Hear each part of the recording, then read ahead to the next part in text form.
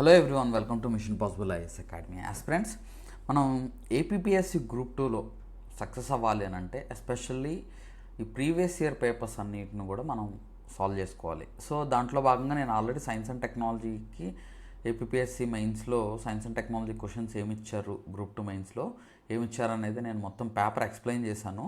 Science and technology questions అన్ని explain చేశాను. So దానికి మంచి రెస్పాన్స్ అయితే వచ్చింది. చాలామంది మన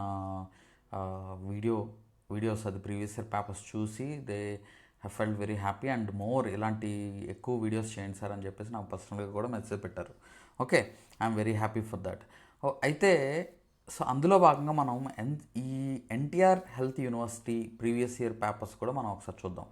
ఈ NTR health university previous year paper syllabus ఏదైతే ఉందో, అంటే ఈ ఎన్టీఆర్ హెల్త్ యూనివర్సిటీ సిలబస్ ఏదైతే ఉందో సేమ్ మన గ్రూప్ 2 సిలబస్ లాగా అనమాట, అంటే మెయిన్స్ సిలబస్. ఓకే, సో అందులో సేమ్ మనకి పేపర్ 1 పేపర్ 2 ఎలా అయితే ఉందో సేమ్ అదే సిలబస్ ఉంది. సో మనకి ఆల్రెడీ దానికి సంబంధించిన ఎగ్జామ్ అయిపోయింది కాబట్టి ఆ పేపర్ కూడా ఇక్కడ నేను డిస్కస్ చేస్తాను. ఒకసారి చూడండి, క్వశ్చన్స్ ఎలా అడుగుతున్నారు, మనం ఎలా ప్రిపేర్ అవ్వాలి, దేని మీద ఫోకస్ చేయాలి, ఏ టాపిక్ మీద మనం చదువుకోవాలి అనేది మనం గుర్తించడం అనేది చాలా ఇంపార్టెంట్. సో గుర్తించి దానికి తగ్గట్టుగా చదువుకోవడం అనేది చాలా చాలా ముఖ్యమైనది అనమాట. అంతేగాని మనం ఇష్టం వచ్చినట్టు డిఫరెంట్ సోర్సెస్ మార్కెట్లో ఉన్నాయన్నీ చదువుకుంటూ పోతే కాదు. దాంతోపాటు మనం క్వశ్చన్ సాల్వింగ్ అనేది, ఎంసీక్యూ సాల్వింగ్ అనేది ఎంత ఇంపార్టెంటో నేను ఈ సిరీస్ ఆఫ్ లెక్చర్స్ ద్వారా, ఈ సిరీస్ ఆఫ్ వీడియోస్ ద్వారా మీకు నేను ఎప్పటికప్పుడు ప్రతిరోజు తెలియజేస్తూనే ఉంటాను, మీకు గుర్తు చేస్తూనే ఉంటాను. మీరు కనుక మన ఛానల్ ఫాలో అవుతూ, మన మెంటార్షిప్ ఫాలో అవుతూ ప్రతిరోజు ఎగ్జామ్స్ కనుక సాల్వ్ చేస్తే ఒక 10,000 క్వశ్చన్ల నుంచి 15,000 20,000 క్వశ్చన్లు కనుక సాల్వ్ చేస్తే మీరు ఖచ్చితంగా గ్రూప్ 2 సాధించుకోగలుగుతారు. నేనైతే గ్యారంటీ ఇవ్వగలను. గ్రూప్ 2 అనే కాదు, మీరు ఏ ఎగ్జామ్ అయినా మీరు సాధించుకోగలుగుతారు. 100% నేను మీకు గ్యారంటీ ఇస్తాను. సార్ నేను ఒక 1000 గంటలో నేను క్లాసెస్ విన్నాను సార్, నేను ఒక 5,000 పేజీలు 10,000 పేజీలు నేను చదివాను సార్ అంటే, చదివేసేసానంటే నేను గ్యారంటీ ఇవ్వను. కానీ మీరు ఒక 15,000 క్వశ్చన్లు 20,000 క్వశ్చన్స్ ఎంసీక్యూస్ సాల్వ్ చేశానంటే మీకు ఖచ్చితంగా సర్వీస్ వస్తుంది అని నేను చెప్పగలను. అందులో కూడా క్వశ్చన్స్ కూడా ఏది పడితే అది కాకుండా స్టాండర్డ్గా, ఇప్పుడు పిఐబి అవ్వచ్చు, హిందూ పేపర్ అవ్వచ్చు, లేకపోతే ఈనాడు పేపర్ నుంచి కరెంట్ అఫైర్స్ మనం సాల్వ్ చేసుకుంటే, or other sources, other standard sources, references. So ఇవన్నీ మనం వాటి నుంచి క్వశ్చన్స్ మీరు సాల్వ్ చేస్తే ఖచ్చితంగా మీకు సర్వీస్ వస్తుంది. అదైతే నేను గ్యారంటీ ఇవ్వగలను. మీరు కనుక 15,000 నుంచి 20,000 ఎంసీక్యూస్ సాల్వ్ చేస్తే మీకు సర్వీస్ గ్యారంటీ. ఓకే, సో అందులో నో డౌట్ అనమాట. సో అదే మీకు నేర్పిస్తుందండి, మీరు ఎలా ఆలోచించాలనేది మీకు నేర్పిస్తుంది. అందుకనే మిమ్మల్ని మోటివేట్ చేయడం కోసం మన మెంటార్షిప్ స్టూడెంట్స్ అందరినీ కూడా ఆ డైరెక్షన్లో రోజు క్వశ్చన్ సాల్వ్ చేయాలి అనే డైరెక్షన్లో తీసుకెళ్ళడం కోసం నేను ఈ సిరీస్ ఆఫ్ వీడియోస్ అయితే నేను చేస్తున్నాను. మీరు యూటిలైజ్ చేసుకోండి, వినండి. ప్రతి క్వశ్చన్ మీరు సరదాగా ఇది చదువుకుంటూ మధ్యలో గ్యాప్ తీసుకొని కొంతసేపు సరదాగా ఇది వాచ్ చేసి మళ్ళీ చదువుకుంటూ ఇలా మీరు యూటిలైజ్ చేసుకోవచ్చు. ఎలాంటి క్వశ్చన్స్ అడుగుతున్నారు అనేది పల్స్ తెలిస్తేనే కదా మనం బాగా చదవగలుగుతాం. సో కాబట్టి యూటిలైజ్ చేసుకోండి. అది మాత్రమే కాకుండా మన గ్రూప్ 2 మెంటార్షిప్ న్యూ బ్యాచ్ అయితే ఈరోజు నుంచి స్టార్ట్ అవుతుంది. సో ఈ బ్యాచ్ జనరల్గా ఏంటంటే మనం ప్రతిరోజు మీకు ఒక టాపిక్ ఇచ్చి, షెడ్యూల్ ఇచ్చి, టాపిక్ ఇచ్చి దానికి సంబంధించిన పీడిఎఫ్ మెటీరియల్ షేర్ చేసి మీకు ఎగ్జామ్ కండక్ట్ చేస్తాము. ఎవ్రీడే మీరు ఎగ్జామ్ ఉంటుంది. ఎవ్రీడే మీరు ఎగ్జామ్ రాయడం వల్ల, ఎవ్రీడే మీరు టెస్ట్ అటెంప్ట్ చేయడం వల్ల మీకు ఒక డైరెక్షన్ వస్తుంది. ఎక్కడ తప్పులు చేస్తున్నారో తెలుసుకుంటారు. మీ అంతటా మీరు సిలబస్ అంతా చదువుకోవాలంటే కష్టం కదా. అదే రోజు ఒక టార్గెట్ ఇచ్చి ఆ టార్గెట్ని కంప్లీట్ చేసుకోవాలి అని అంటే మీరు ఆ టార్గెట్ కంప్లీట్ చేసుకుంటారు. ఒక రోజు 2 రోజులు మిస్ అవ్వచ్చు, అది ఎవరికైనా సహజమే. మళ్ళీ నెక్స్ట్ డే మనం బుక్స్ ఓపెన్ చేసి మళ్ళీ చదువుకొని ఆ సిలబస్ కవర్ చేసుకునేలాగా మీరు ప్లాన్ చేసుకోండి. అలా అయితే మీరు ఖచ్చితంగా సక్సెస్ మిమ్మల్ని వెతుక్కుంటూ వస్తుంది. మనం ప్రిలిమ్స్కి వెళ్ళేసరికి 3 రివిజన్స్, మెయిన్స్కి వెళ్ళేసరికి కనీసం 5 రివిజన్స్ అయితే మీతో నేను చేస్తాను. అన్ని రివిజన్స్ చేసి ఎవరైతే చేస్తారో సక్సెస్ ఆటోమేటిక్గా వస్తుంది. ఓకే, సో మనం గంటల తరబడి క్లాసెస్ మాత్రమే కాకుండా గంటల తరబడి ప్రాక్టీస్ చేయాలి. ప్రాక్టీస్ అనేది మీకు సక్సెస్ వస్తుందండి. నేను చెప్తున్నాను కదా, మన దగ్గర నుంచి ఆల్రెడీ సక్సెస్ అయిన వాళ్ళు, ఓకే, ఆల్రెడీ ఎక్స్పర్ట్స్ అందరు చెప్పేది అదే, సాల్వ్ మోర్ క్వశ్చన్స్. అంతే, ఇందులో simple logic. Solving more questions equal to success అంతే. Okay, so let us go to the topic, discuss చేసుకుందాం. దీనికి సంబంధించిన డిస్క్రిప్షన్లో లింక్ ఇస్తున్నాను, అండ్ ఈ కాంటాక్ట్ నెంబర్ కూడా ఉంది. కాంటాక్ట్ చేసి మీరు ఇంకా మోర్ డీటెయిల్స్ తెలుసుకోవచ్చు. ప్రతిరోజు ఎగ్జామ్ రాయండి అంతే. Okay, next. సో ఇక్కడ క్వశ్చన్ ఇచ్చాడు చూడండి, మనం science and technology questions discuss చేస్తున్నాం ఇక్కడ. Which of the following is not a mission of DRDO? డైరెక్ట్గా అడిగేశాడు, వెరీ సింపుల్. డిఆర్డిఓ మీకు integrated guided missile development programme అనేది మీకు సిలబస్లో ఉంది. Okay, integrated guided missile development programme and DRDO, technologies developed by DRDO అని ఉంది. And defence research and development organisation structure, vision, mission అని మీకు గ్రూప్ 2 సిలబస్లో డైరెక్ట్గా మెన్షన్ చేశాడు. సో ఇక్కడ డైరెక్ట్గా మీకు ఆ మిషన్ నుంచే మీకు క్వశ్చన్ అడిగేశారు. ఓకే, సో వెరీ ఈజీ కదా, అది చదువుకుంటే చాలు. So which of the following is not a mission of DRDO అని అన్నాడు. సో ఫస్ట్ చూడండి, design, develop and lead to production state of art sensors, weapon systems, platforms and allied equipment for Indian defence service. Yes, అయితే మనకి ఇక్కడ మిషన్లో ఏంటంటే just Indian defence services అని డైరెక్ట్గా అలా ఇవ్వకుండా ఇక్కడ security domains of land, air, space, cyber and cyber అని ఇచ్చాడు ఒరిజినల్ మిషన్ డిఆర్డిఓ దాంట్లో.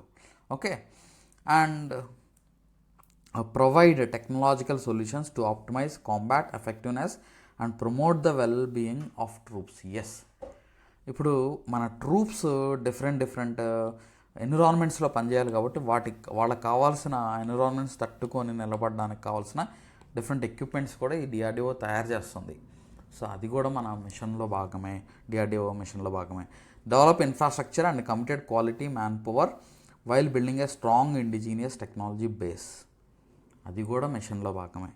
ఇన్ఫ్రాస్ట్రక్చర్ డెవలప్ చేయాలి, క్వాలిటీ మ్యాన్ పవర్ని డెవలప్ చేసుకోవాలి. అంటే స్కిల్ డెవలప్మెంట్, హ్యూమన్ రిసోర్సెస్ని స్ట్రెంథన్ చేయడం కోసం స్కిల్ డెవలప్మెంట్ అనేది ఉండాలి.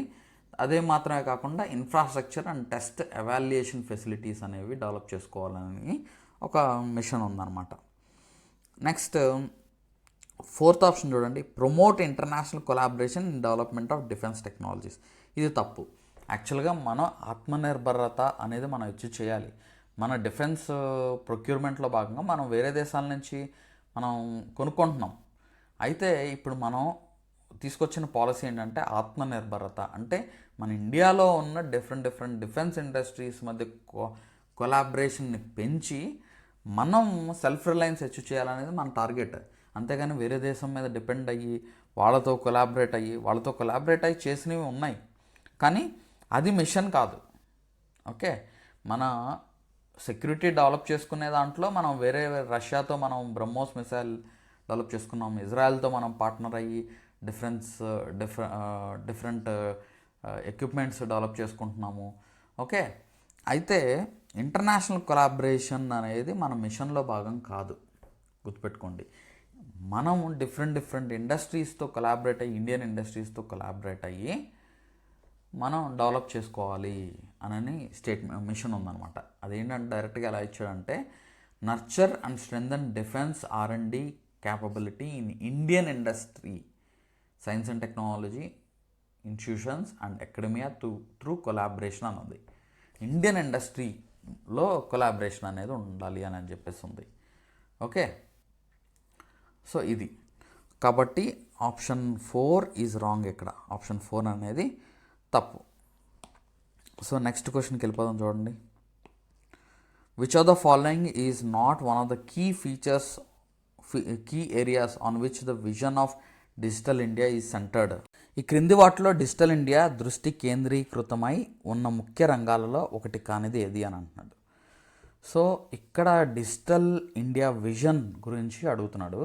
సో చూడండి, మనం ఏదైతే పైన మిషన్ ఆఫ్ డిఆర్డిఓ ఇచ్చాడు, ఇక్కడ డిజిటల్ ఇండియా విజన్ అని ఇచ్చాడు. సో సైన్స్ అండ్ టెక్నాలజీలో ఇది ఇంపార్టెంట్, ఇలాంటివి చదువుకోవాలి అనేది ఇంపార్టెంట్ అనేది మీకు ఇప్పుడు అర్థమవుతుంది. Okay, so digital infrastructure as utility to every citizen. Yes, it is a vision of digital India అనమాట. విజన్లో 3 కోర్ పిల్లర్స్ మీద డిజిటల్ ఇండియా ఫోకస్ చేస్తుంది అనమాట. ఒకటి ఫస్ట్ పిల్లర్ వచ్చి digital infrastructure as a utility to every citizen, అంటే ప్రతి పౌరుడికి ప్రయోజనకరంగా డిజిటల్ మౌలిక సదుపాయాలు ఉండాలి అనేది ఇది చెప్తుంది. ఇది కోర్ విజన్ అనమాట. అంటే అందులో భాగంగా ఏంటంటే ఆధార్ తీసుకొచ్చారు, కామన్ సర్వీస్ సెంటర్స్ తీసుకొచ్చారు, అంటే ఫస్ట్ డిజిటల్ ఇన్ఫ్రాస్ట్రక్చర్ యాజ్ యూటిలిటీలో భాగంగా. ఓకే, సో మనం ఫైనాన్షియల్ అండ్ డిజిటల్ పార్టిసిపేషన్ని పెంచారు, అర్థమవుతుందండి. సో ఇలాగా అంటే high speed internet for all citizens అని చెప్పేసి ఈ డిజిటల్ ఇన్ఫ్రాస్ట్రక్చర్లో భాగం ఇవన్నీ కూడా. Okay, next governance and services on demand, అది కూడా another vision, core pillar of vision of digital India అనమాట. సో గవర్నెన్స్ అండ్ సర్వీసెస్లో భాగంగా ఏం చేశారంటే ఇప్పుడు ఉమంగ్ ప్లాట్ఫామ్ తీసుకొచ్చారనమాట. ఈ ఉమంగ్ ప్లాట్ఫామ్ ద్వారా సిటిజన్స్కి ఏమన్నా ఎంటర్టైన్మెంట్స్ రియల్ టైంలో అది అందించడం చేస్తారు. నెక్స్ట్ డిఫరెంట్ డిపార్ట్మెంట్స్ జ్యూరిడిక్షన్స్ని మధ్య ఇంటిగ్రేషన్ పెంచారనమాట.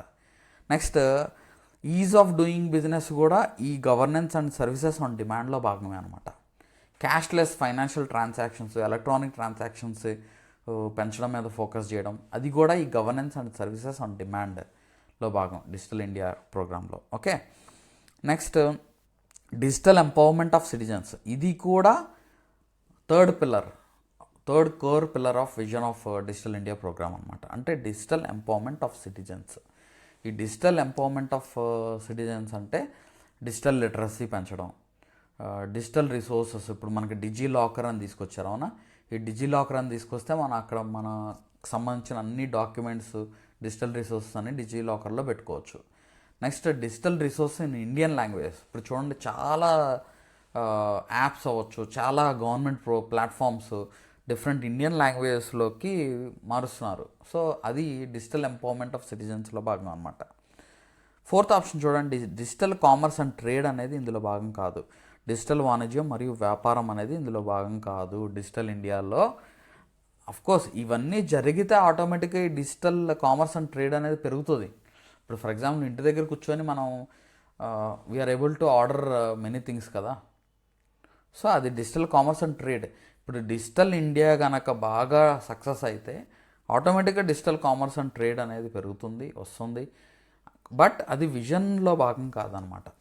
ఓకే, విజన్లో భాగం కాదు, డిజిటల్ ఇండియా మిషన్లో ప్రోగ్రామ్ విజన్లో భాగం కాదు. అయితే ఈ డిజిటల్ ఇండియా ప్రోగ్రామ్ ఎప్పుడు లాంచ్ చేశారు, అది exam point of view important. 1 July 2015లో లాంచ్ చేశారు. 1 జూలై 2015లో ఈ డిజిటల్ ఇండియా ప్రోగ్రామ్లో లాంచ్ చేశారు. ఏ ప్రోగ్రామ్ ఎప్పుడు లాంచ్ చేశారు, ఎక్కడి నుంచి లాంచ్ చేశారు, అది exam point of view important. మీకు ఇంకా వెళ్ళే కొద్దీ మీకు తెలుస్తూ ఉంటుంది. ఈ క్వశ్చన్స్ మనం ప్రీవియస్ ఇయర్ పేపర్స్ సాల్వ్ చేసే కొద్దీ మీకు ఎలాంటి క్వశ్చన్స్ వస్తాయో మీకు తెలుస్తుంది. ఆ డైరెక్షన్లో మనం చదువుకుంటే మీరు సక్సెస్ అవుతారు. సక్సెస్ అయిన వాళ్ళు చేసింది ఇదే, మీరు కూడా ఇదే చేయండి. Okay, next question. సో ఈ క్వశ్చన్ మనం అబ్జర్వ్ చేస్తే ఇస్రో మిషన్స్ ఎప్పుడెప్పుడు స్టార్ట్ చేశారు, దాని పర్పస్ ఏంటి, ఎప్పుడు ఏ మిషన్ లాంచ్ చేశారు, దాని పర్పస్ ఏంటి, ఏ శాటిలైట్ లాంచ్ చేశారు, దాని పర్పస్ ఏంటి, ఎప్పుడు, షార్ప్ టైమింగ్ కూడా ఇచ్చారు ఇక్కడ చూడండి. లెఫ్ట్ సైడ్ ఏమో ఇస్రో పిఎస్ఎల్వి C58 లాంచ్ అని అన్నారు. పిఎస్ఎల్వి C58 లాంచ్ అని అడిగారు. దాన్ని దేంతో మ్యాచప్ చేయాలి. సో మనకి successfully launched on 1 January 2024 at 9:10 hours IST Indian Standard Time, placing XPOSat satellite into eastward low inclination orbit. So ఇక్కడ XPOSat అంటే ఏంటంటే ఎక్స్రే పొలరీమీటర్ శాటిలైట్ అని అంటారు. సో ఇది ఏంటంటే India's first dedicated scientific satellite design to measure cosmic x ray emissions అనమాట. అంటే cosmic x ray ఎమిషన్స్ని దాన్ని మెజర్ చేయడం కోసం ఈ ఎక్స్రే పొలరీమీటర్ శాటిలైట్ని లాంచ్ చేయడం జరిగిందనమాట. అర్థమైందా అండి? సో ఏ మిషన్ ఎప్పుడు లాంచ్ చేశారు అనేది exam point of view important. ఇదేంటంటే ఈ ఎక్స్పోసాట్ అడ్వాంటేజ్ ఏంటంటే కాస్మిక్ రేస్ని మెజర్ చేయడానికి, కాస్మిక్ రే ఎమిషన్స్ని మెజర్ చేయడానికి దీన్ని లాంచ్ చేస్తారు. ఇది India's first dedicated scientific satellite అనమాట to measure cosmic x ray emissions. Okay, so first one తీసుకెళ్ళి మనం ఆప్షన్ బితో మ్యాచప్ చేయాలి. Next GSLV F14 INSAT 3DS machine.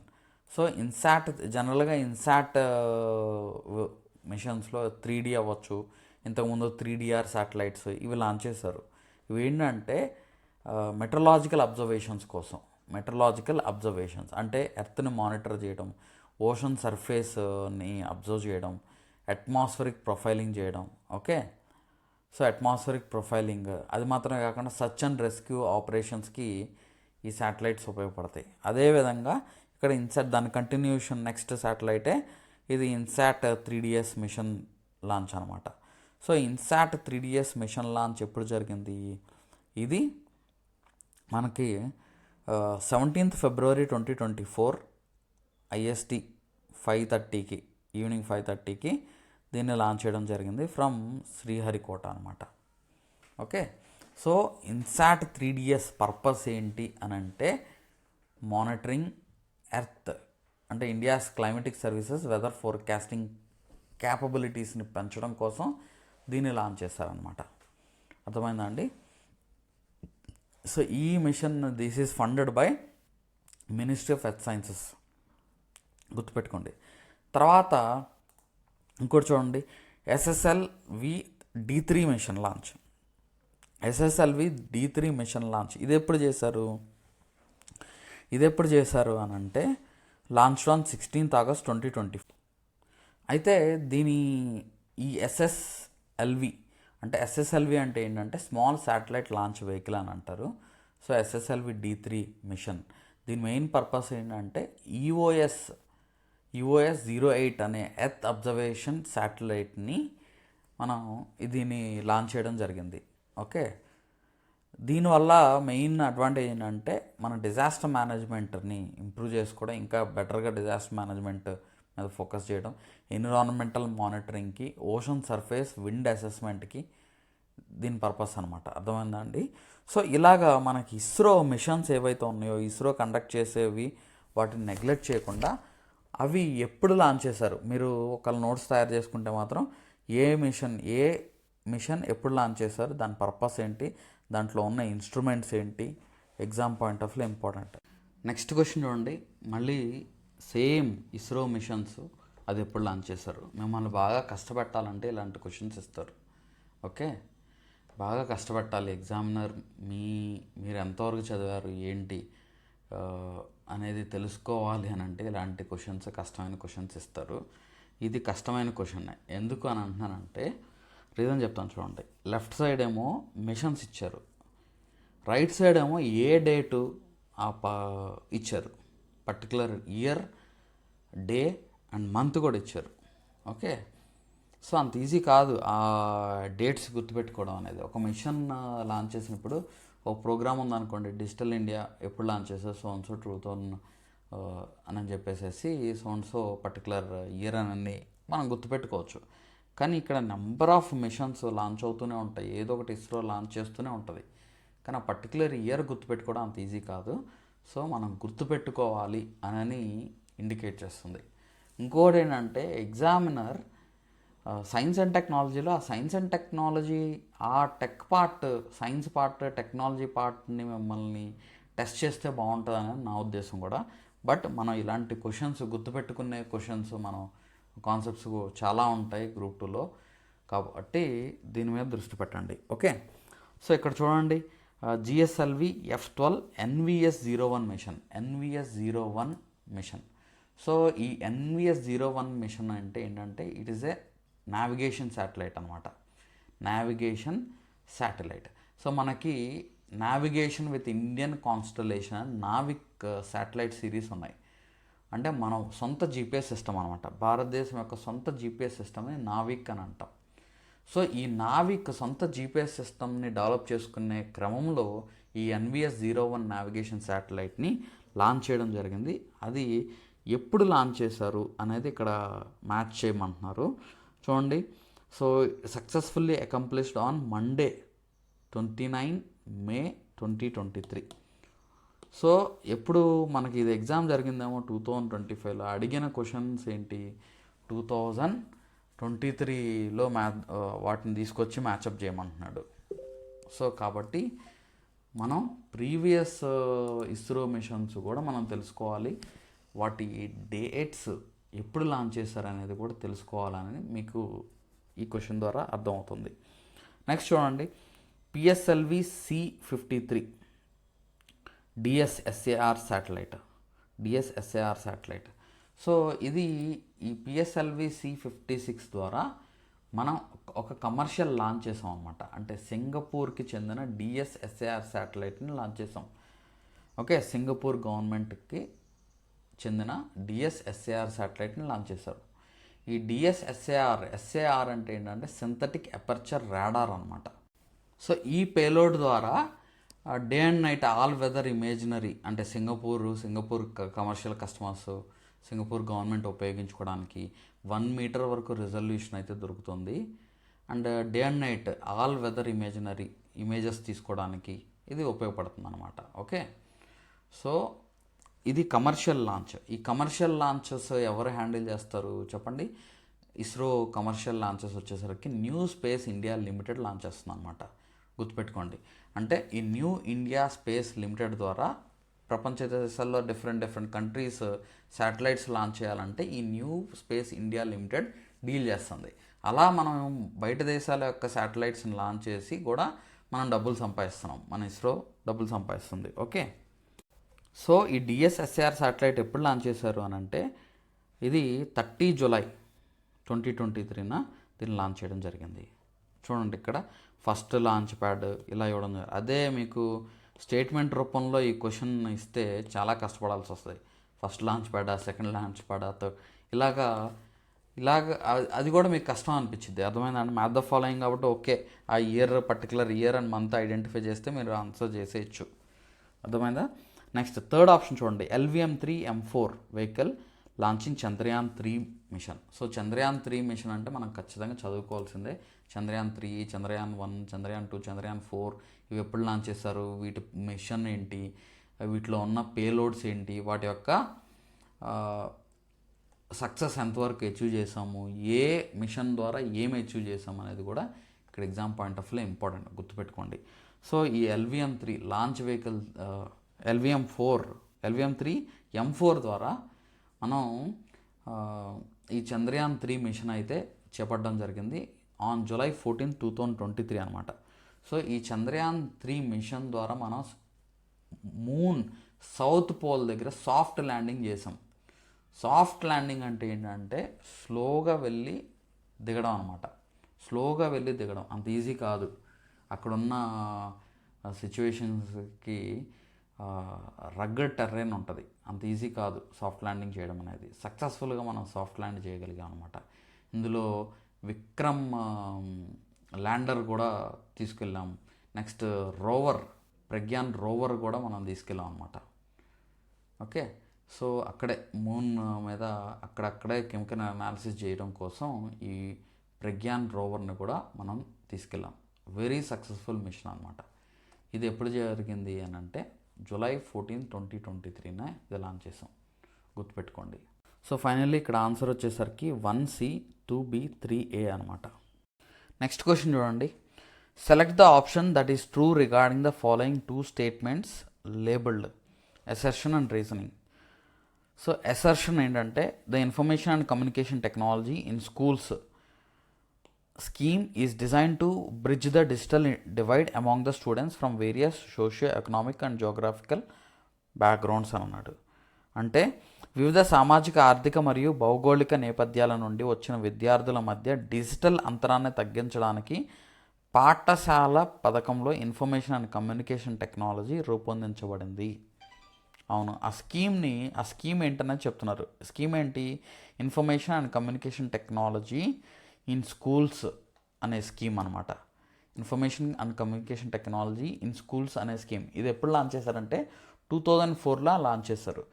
ఇది సెకండరీ స్టేజ్ స్టూడెంట్స్కి క్రిటికల్ ఇన్ఫర్మేషన్ కమ్యూనికేషన్ టెక్నాలజీ స్కిల్స్ని నేర్పించడం కోసం, ఈ ల్యాబ్స్ ఎస్టాబ్లిష్ చేయడం కోసం వీటిని ఈ స్కీమ్ లాంచ్ చేశారనమాట. సో ఈ స్కీమ్ ద్వారా ఏంటంటే స్టేట్స్ అండ్ యూనియన్ టెరిటరీస్లో కంప్యూటర్ ల్యాబ్స్ని సెటప్ చేయడం కోసం ఈ స్కీమ్ని తీసుకొచ్చారు. అంటే ఇక్కడ రీజన్ కూడా చూడండి, రీజన్ కూడా కరెక్టే. అంటే రీజన్ ఆర్ కరెక్టే, స్టేట్మెంట్ కరెక్టే, కానీ are is not explaining A అనమాట. రెండు విడివిడి స్టేట్మెంట్స్. అంటే ఇక్కడ ఎసర్షన్ని రీజన్ అనేది ఎక్స్ప్లెయిన్ చేయాలి, అది ఎక్స్ప్లెయిన్ చేయట్లా, అది జస్ట్ స్టేట్మెంట్ ఇస్తుంది. The scheme provide support to states and UTs to establish computer labs on sustainable basis అంటుంది. అర్థమైందా అండి? అంటే పైదాన్ని కింద ఆర్ అనేది ఎక్స్ప్లెయిన్ చేయాలి, అలా చేయట్లేదు కాబట్టే రెండు స్టేట్మెంట్స్ కరెక్టే మళ్ళీ. So both A and R true, but R is not the reason of A అనమాట. So option 1 is correct. ఇక్కడ option 1 is correct. Next question చూడండి. నెక్స్ట్ క్వశ్చన్ కూడా same topic, information and communication technology మీద అడిగారు.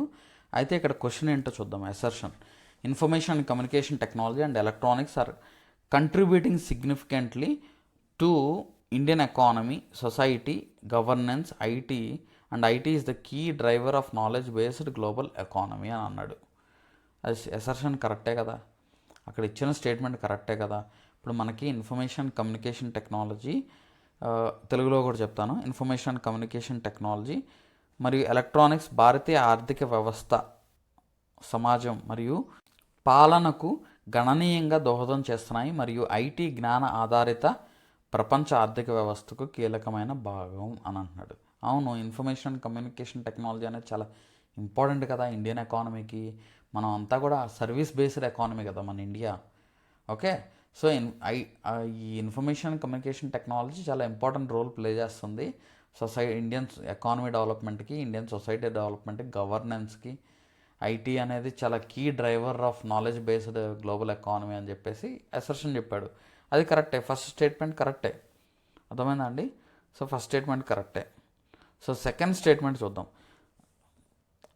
Right policies and investment in infrastructure can strengthen and enhance India's position as a global IT power house, transforming the economy and improving development indices అని అన్నాడు.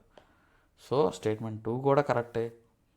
Right policies ఉంటేనే కదా మన Indian economy strengthen అయ్యి మనం గ్లోబల్గా IT power house అవుతాము. అది కూడా కరెక్టే. కానీ ఆర్ అనేది ఏని ఎక్స్ప్లెయిన్ చేయట్లేదు ఇక్కడ. ఓకే, ఆర్ అనేది ఎక్స్ప్లెయిన్ చేయట్లా.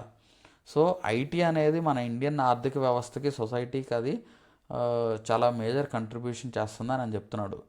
రైట్ పాలసీస్ ఉంటే ఫ్యూచర్లో మనం ఇంకా బాగా స్ట్రెంగ్థన్ అవుతుంది అని చెప్పేసి ఇక్కడ చెప్తున్నాడు సెకండ్ రీజన్లో.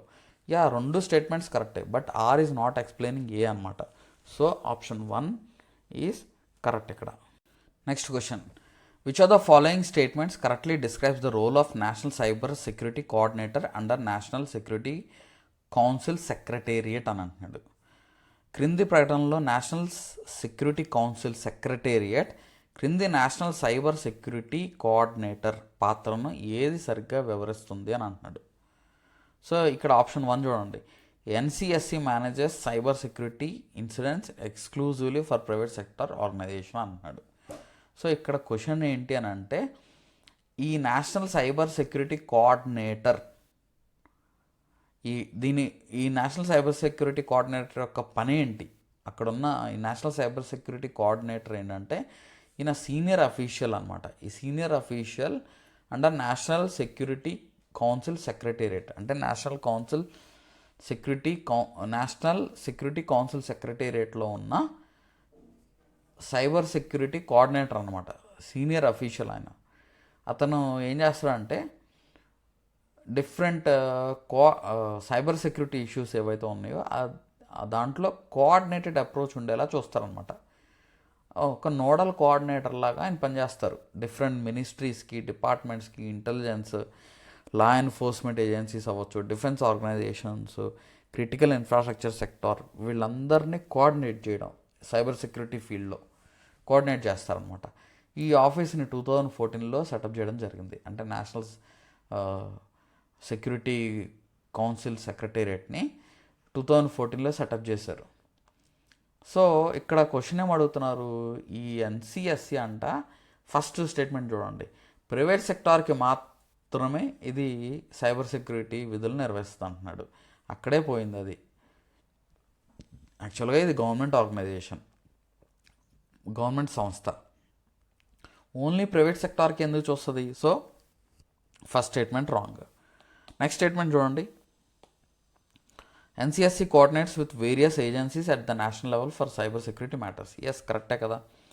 ఎన్సిఎస్సి అనేది సైబర్ సెక్యూరిటీ విషయాల కోసం జాతీయ స్థాయిలో వివిధ ఏజెన్సీలతో ఎన్సిఎస్సి సమన్వయం అవుతుంది. So second statement correct. Okay, and third statement చూద్దాం. NCSC is responsible for implementing cyber security policy at the state level అంటున్నాడు. కాదు, ఇది నేషనల్ లెవెల్లో ఈ పాలసీస్ ఇంప్లిమెంట్ చేయడం కోసం పెట్టిందనమాట. Next, NCSC oversees international cyber security regulations and agreements అంటున్నాడు. అది తప్పే. ఇంటర్నేషనల్ సైబర్ సెక్యూరిటీ అగ్రిమెంట్స్ మనం ఏర్పాటు చేసుకున్న సంస్థ ఎందుకు చూస్తుంది?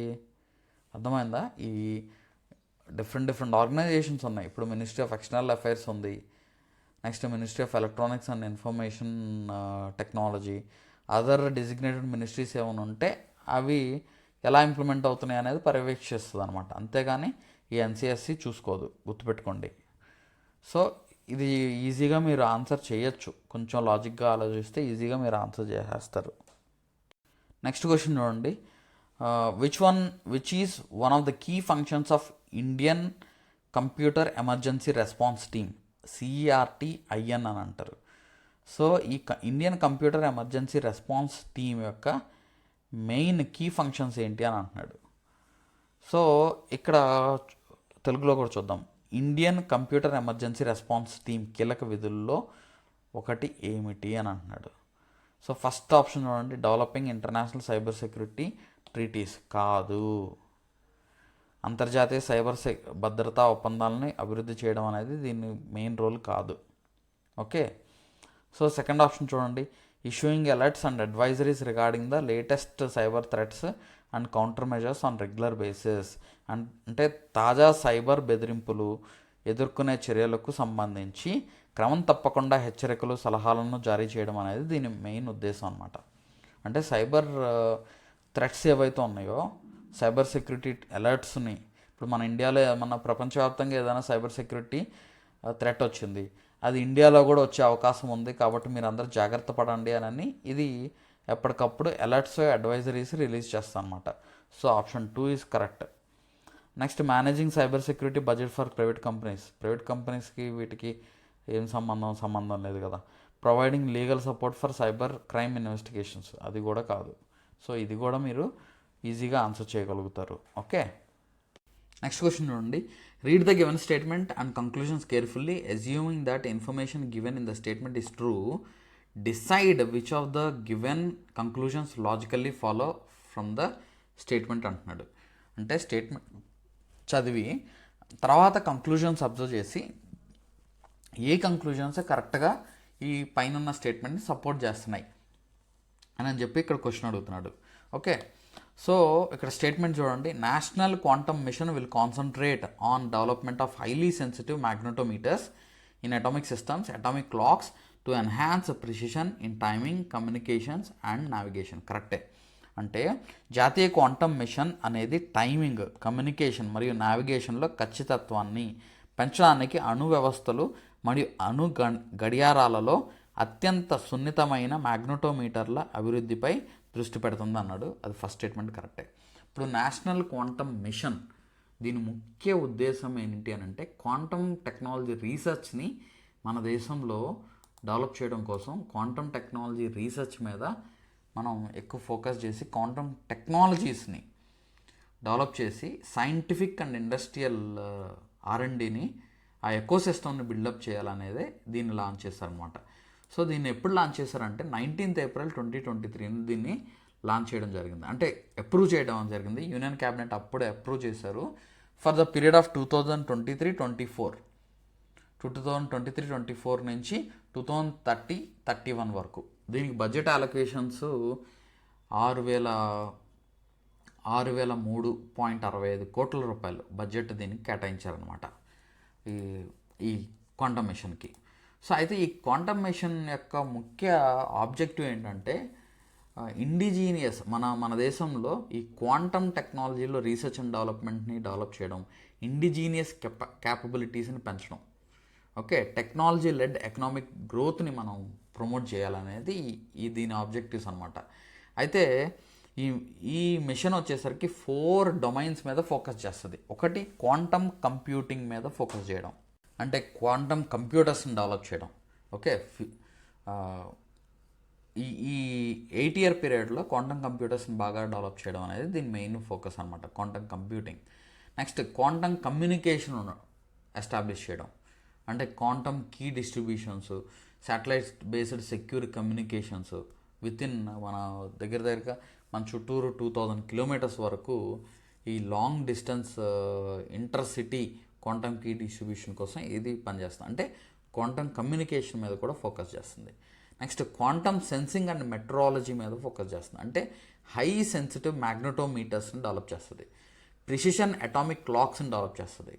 సో ఈ ప్రిసిషన్ అటామిక్ క్లాక్స్ దేనికి ఉపయోగపడుతుంది అంటే మనం నావిగేషన్ అండ్ కమ్యూనికేషన్ గురించి ఉపయోగపడుతుంది. ఫర్ ఎగ్జాంపుల్ మన నావిక్ శాటిలైట్స్ ఉన్నాయి, ఈ నావిక్ శాటిలైట్స్లో ఈ అటామిక్ క్లాక్సే ఉపయోగిస్తారనమాట. ఓకే, నెక్స్ట్ ఈ డొమైన్స్ క్వాంటమ్ మెటీరియల్స్ అండ్ డివైజెస్ని తయారు చేయడం, వీటి మీద ఇది ఫోకస్ చేస్తుంది అనమాట. అర్థమైందండి?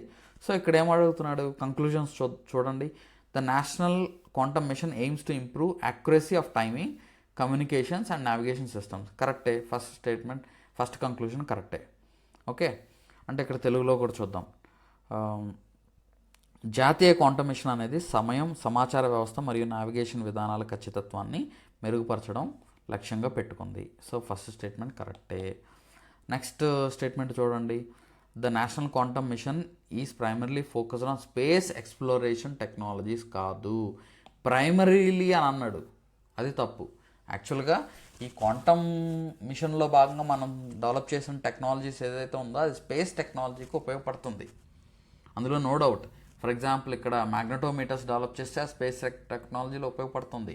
నెక్స్ట్ అటామిక్ క్లాక్స్ని డెవలప్ చేస్తే మనం స్పేస్ టెక్నాలజీలో ఉపయోగపడుతుంది. నెక్స్ట్ శాటిలైట్ బేస్డ్ కమ్యూనికేషన్ని మనం డెవలప్ చేసుకుంటే స్పేస్ టెక్నాలజీలో ఉపయోగపడుతుంది. కానీ అక్కడ వర్డ్ ఏం వాడాడో చూడండి, ప్రైమరీలీ అంటే ప్రధానంగా అనే వర్డ్ ఉంది. ఈ ప్రధానంగా అనే వర్డ్ వల్ల ఇది డిస్క్వాలిఫై అవుతుంది అనమాట. ఈ స్టేట్మెంట్ తప్పు, ఈ కంక్లూజన్ తప్పు. ఓకే, నెక్స్ట్ థర్డ్ కంక్లూజన్ చూడండి. The mission includes development of tools for measuring magnetic fields with high sensitivity. ఆ magnetic field with high sensitivity develop చేస్తేనే ఆ మ్యాగ్నెటోమీటర్స్ని కానీ మనం డివైజెస్ని డెవలప్ చేస్తేనే కదా మనం ఇంకా సెన్సిటివ్గా హైలీ సెన్సిటివ్ యాక్యురసీని అచీవ్ చేయడానికి అవకాశం ఉంటుంది. So conclusion 3 correct. So second conclusion తప్పు. సో ఇక్కడ మనకు ఆప్షన్ ఏంటి, 3. ఓన్లీ కంక్లూజన్ 1 and 3 ఫాలోస్ అనమాట. నెక్స్ట్ క్వశ్చన్ చూడండి. Read the given statement and conclusions carefully assuming that the information given in the statement is true and decide which of the given conclusions logically follow from the statement అన్నాడు. అంటే ఇక్కడ పైన statement ఇచ్చాడు, కింద conclusions మళ్ళీ same పైన ఇచ్చినట్టే conclusions ఇచ్చాడు. ఈ కంక్లూజన్స్ ఏం ఫాలో అవుతాయి ఓకే అంటున్నాడు. సో ఇక్కడ స్టేట్మెంట్ చూడండి. National super computing mission has been established to create super computing infrastructure in the country to address growing computational needs of academia, researchers, MSMEs and startups అనమాట. So ఇక్కడ ఏమంటున్నాడు, national super computing mission has been established. Yes, మన ఇక్కడ స్టేట్మెంట్లోనే ఇచ్చాడు, observe చేయండి. Conclusions మనం అర్థం చేసుకోవచ్చు. ఓకే, స్టేట్మెంట్లో ఏమిచ్చాడు, computational needs of academia, researchers, MSMEs and startups అనే వర్డ్ వాడాడు, ఎంఎస్ఎంఈస్ అనే వర్డ్ వాడాడు. ఓకే, స్టేట్మెంట్లోనే. సో ఈ నేషనల్ సూపర్ కంప్యూటింగ్ మిషన్ అనేది ఇది గవర్నమెంట్ ఫ్లాగ్షిప్ ఇనిషియేటివ్ అనమాట. ఇది 2015లో దీన్ని లాంచ్ చేశారు. 2015లో లాంచ్ చేశారు. ఎస్పెషల్లీ ఈ మన ఇండియాకున్న ఈ సూపర్ కంప్యూటింగ్ పవర్ని పెంచడం కోసం, దీంట్లో R&D రీసెర్చ్ అండ్ డెవలప్మెంట్ మీద ఫోకస్ చేయడం కోసం అండ్ సైంటిఫిక్ అడ్వాన్స్మెంట్స్. ఇప్పుడు సూపర్ కంప్యూటింగ్, ఇప్పుడు మన దగ్గర మొబైలే తీసుకోండి. మొబైల్ మనం ఏదన్నా ఒకటి ఒక ప్లేస్ నుంచి ఇంకొకళ్ళు వాట్సాప్లో ఏదైనా మెసేజ్ పెట్టాం అనుకోండి, ఆరో ఒక డాక్యుమెంట్ పెట్టాం, ఆ డాక్యుమెంట్ మనం అప్లోడ్ అవడానికే గంట సమయం పట్టింది అనుకోండి, మనం చేయగలుగుతామా? ఓకే. సో ఈ మన దగ్గర ఉన్న డివైస్ ఎలా ఉండాలి? కొంచెం బెటర్ స్పీడ్, ర్యామ్ ఎక్కువ ఉండేది ఉండాలి, స్టోరేజ్ ఎక్కువ ఉన్నది ఉండాలి, అవునా? సో అదేవిధంగా ఇక్కడ కూడా అంతే. ఇప్పుడు మనం మన ఇండియన్ అకాడమిక్స్లో అడ్వాన్స్మెంట్స్ ఉండాలంటే, టెక్నాలజీలో అడ్వాన్స్మెంట్ ఉండాలంటే మన దగ్గర కంప్యూటర్స్ కూడా మంచి సూపర్ కంప్యూటర్స్ ఉండాలి, ఫాస్ట్గా స్పీడ్గా పనిచేసే కంప్యూటర్స్ ఉండాలి. అప్పుడే అవి డిఫరెంట్ రీసెర్చ్ ఇన్స్టిట్యూషన్స్లో బాగా ఉపయోగపడతాయి. అది మళ్ళీ ఆ రీసెర్చ్ ద్వారా మనం ప్రొడక్ట్ తయారు చేసుకోగలుగుతాం. అర్థమైందండి? సో ఈ నేషనల్ సూపర్ కంప్యూటింగ్ మిషన్ ఉద్దేశం ఏంటంటే ఈ computational capacity, high performing computing క్యాపబిలిటీస్ని పెంచడం కోసం దీన్ని లాంచ్ చేయడం జరిగిందనమాట. ఈ మిషన్ తీసుకొచ్చారు. ఇది ఎప్పుడు తీసుకొచ్చారు? 2015లో తీసుకొచ్చారు. అయితే ఇక్కడ స్టేట్మెంట్లో ఇక్కడ ఇచ్చింది ఏంటి? మన దేశంలో ఉన్న అకాడమీ అవ్వచ్చు, రీసెర్చర్స్ అవ్వచ్చు, ఎంఎస్ఎంఈస్ అవ్వచ్చు, స్టార్టప్స్కి కూడా ఉపయోగపడేలాగా దీన్ని తీసుకురావాలి అనేది దీని ముఖ్య ఉద్దేశం అనమాట. అయితే కంక్లూజన్స్ ఎలా ఇచ్చారో చూద్దాం. National super computing mission aims to support the computational requirements of various sectors including academia and startups. Already ఇక్కడ స్టేట్మెంట్లో ఇచ్చాడు కదా, అదే కంక్లూజన్ ఇచ్చాడు. ఎస్, ఫస్ట్ కంక్లూజన్ కరెక్టే. The mission is intended to enhance research and innovation of providing advanced computational capabilities. Yes, advanced computational capabilities ద్వారా research and ఇన్నోవేషన్ని పెంచడం కోసం దీన్ని తీసుకొచ్చారనమాట. నెక్స్ట్, సో సెకండ్ కంక్లూజన్ కూడా కరెక్టే. థర్డ్ కంక్లూజన్ చూడండి. The NSM national super computing machine is solely focused on providing super computing resources to large enterprises అంటున్నాడు. ఇక్కడ లార్జ్ ఎంటర్ప్రైజెస్ మాత్రమే అని అడుగుతున్నాడు. తెలుగులో చూడండి, తెలుగులో మీకు ఇంకా బాగా అర్థమవుతుంది. NSM పెద్ద సంస్థలకు సూపర్ కంప్యూటింగ్ వనరులను అందించడంపై మాత్రమే దృష్టి సారిస్తుంది అంటున్నాడు. అది తప్పు. మాత్రమే అనే వర్డ్ ఇక్కడ తప్పు. ఇప్పుడు ఆ సూపర్ కంప్యూటింగ్ కనుక మనం డెవలప్ చేసుకుంటే, R&D కనుక బాగుంటే, కొత్త సూపర్ కంప్యూటర్స్ మనం డెవలప్ చేసుకుంటే అవి లార్జ్ ఎంటర్ప్రైజెస్, స్మాల్ ఎంటర్ప్రైజెస్ కూడా ఉపయోగపడతాయి. కానీ ఇక్కడ కంక్లూజన్లో ఏమంటున్నాడంటే లార్జ్ ఎంటర్ప్రైజెస్కి మాత్రమే ఉపయోగపడేలా తయారు చేస్తున్నాం అనేది అక్కడ తప్పు అనమాట. ఆల్రెడీ ఇక్కడ స్టేట్మెంట్ పైన ఇచ్చాడు. ఏంటి అది? MSMEస్కి, స్టార్టప్స్కి, రీసెర్చర్స్కి, అకాడమియాకి అందరికీ ఉపయోగపడేలాగా మనం హై పర్ఫార్మింగ్ కంప్యూటింగ్ క్యాపబిలిటీస్ని పెంచుకోవాలి అనేది దీని ఉద్దేశం అని ముందు చెప్పారు. కానీ కంక్లూజన్లో తప్పిచ్చారు. సో అక్కడ పైన ఇచ్చిన స్టేట్మెంట్ బట్టే కింద కంక్లూజన్స్ ఈజీగా డ్రా చేయొచ్చు. అర్థమైందా అండి? అంటే దీన్ని బట్టి మనం ఏమో అర్థం చేసుకోవచ్చు, ఎలాంటి క్వశ్చన్స్ ఎక్స్పెక్ట్ చేస్తున్నామంటే ఎక్స్పెక్ట్ చేయొచ్చు అని అంటే, ఇప్పుడు మనం ఏదైనా సైన్స్ అండ్ టెక్నాలజీలో పాలసీస్ కానీ, ప్రోగ్రామ్స్ కానీ, మిషన్స్ ఇటువంటివి ఉంటే ఆ మిషన్స్ యొక్క విజన్ ఏంటి, దాని ఉద్దేశం ఏంటి, అవి ఇంపార్టెంట్ అని ఎగ్జామ్ పాయింట్ ఆఫ్ వ్యూలో అర్థమవుతుంది. ఆ మిషన్లో భాగంగా ఏం లాంచ్ చేశారు, బడ్జెట్ ఎంత కేటాయించారు, ఎప్పుడు లాంచ్ చేశారు, ఓకే, దాని ముఖ్య ఉద్దేశం ఏంటి, ఎయిమ్ ఏంటి, విజన్ ఏంటి, మిషన్ ఏంటి, ఆబ్జెక్టివ్స్ ఏంటి, ఇలాగ ఎగ్జామ్లో అడగడానికి అవకాశం ఉంటుంది. ఓకే, నెక్స్ట్ క్వశ్చన్ చూడండి. DRDO was formed through amalgamation of which of the following entities. So ఏ ఎంటిటీస్ని అమాల్గమేట్ చేసి, అంటే కలిపేసేసి DRDOని ఏర్పాటు చేశారని అడుగుతున్నారు ఇక్కడ. ఓకే, సో DRDOని 3 ఇండివిజువల్ ఆర్గనైజేషన్స్ని కలిపేసి DRDOని ఏర్పాటు చేశారనమాట. అదేంటంటే technical development establishment of Indian army, next directorate of technical development and production and defence science and organisation. ఈ 3 ఆర్గనైజేషన్స్ని కలిపి మనం DRDOని ఏర్పాటు చేసుకున్నాం 1958లో అండర్ మినిస్ట్రీ ఆఫ్ డిఫెన్స్. గుర్తుపెట్టుకోండి ఎగ్జామ్ పాయింట్ ఆఫ్ వ్యూలో. So option 4 is correct. Next question చూడండి. How many DRDO young scientist laboratories are there in India as of October 2024 అంటున్నాడు. సో యాక్చువల్గా మనం DRDO యంగ్ సైంటిస్ట్ ల్యాబొరేటరీస్ అని ఏర్పాటు చేసుకున్నాం. So ఈ యంగ్ సైంటిస్ట్ ల్యాబొరేటరీస్ ద్వారా మనం ఫ్యూచరిస్టిక్ డిఫెన్స్ సిస్టమ్స్ని డెవలప్ చేయాలనేది దీని టార్గెట్ అనమాట. సో వీటిని మన నేషన్కి డెడికేట్ చేయడం జరిగింది. ఈ ఫైవ్ ల్యాబొరేటరీస్ ఉన్నాయి, వీటిని నేషన్కి డెడికేట్ చేయడం జరిగింది అనమాట. ఈ 5 ల్యాబొరేటరీస్ డిఫరెంట్ ఫీల్డ్స్ మీద ఫోకస్ చేస్తుంది, డిఫరెంట్ డొమైన్స్ మీద ఫోకస్ చేస్తుంది. డిఫరెంట్ ప్లేసెస్లో కూడా వీటిని ఎస్టాబ్లిష్ చేశారు. ఫర్ ఎగ్జాంపుల్ మీకు ఆర్టిఫిషియల్ ఇంటెలిజెన్స్ దీనికి సంబంధించిన ల్యాబొరేటరీ బెంగళూరు, కర్ణాటకలో దీన్ని సెటప్ చేశారనమాట. సో ఇదేంటంటే machine learnings, robotics, AI algorithms for military applications కోసం ఇది పనిచేస్తుంది. గుర్తుపెట్టుకోండి, ఆర్టిఫిషియల్ ఇంటెలిజెన్స్కి సంబంధించిన young scientist DRDO young scientist laboratory అనమాట, బెంగళూరులో ఉంది. నెక్స్ట్ క్వాంటమ్ టెక్నాలజీస్కి సంబంధించిన ల్యాబొరేటరీ వచ్చేసరికి డిఆర్డిఓ యంగ్ సైంటిస్ట్ ల్యాబొరేటరీ వచ్చి ముంబై, మహారాష్ట్రలో ఉంది. ఇది Tata institute of fundamental research and టీసీఎస్తో కొలాబరేట్ అయ్యి వర్క్ చేస్తుంది అనమాట. ఓకే, సో ఇది దీని మెయిన్ పర్పస్ ఏంటంటే end to end research and quantum computing and communication technologies మీద ఇది ఫోకస్ చేస్తుంది. నెక్స్ట్ థర్డ్ వచ్చేసరికి కాంజినిటివ్ టెక్నాలజీస్ మీద ఫోకస్ చేసేది. ఇది చెన్నై, తమిళనాడులో ఉంది. అంటే న్యూరల్ నెట్వర్క్స్ మీద ఫోకస్ చేస్తుంది అనమాట. ఇది neural networks develops cognitive radio, cognitive radar, smart antenna సిస్టమ్స్ని, న్యూరల్ నెట్వర్క్స్ మీద ఇది ఫోకస్ చేస్తుంది. ఇది చెన్నై, తమిళనాడులో ఉంది. Next asymmetric technologies. Asymmetric technologies వచ్చేసరికి ఈ ల్యాబొరేటరీ ఎక్కడుందంటే కల్కటా, వెస్ట్ బెంగాల్లో ఉంది. ఓకే, సో ఇక్కడ ఏంటంటే ఫ్యూచరిస్టిక్ టెక్నాలజీస్ మీద ఇది ఫోకస్ చేస్తుంది అనమాట.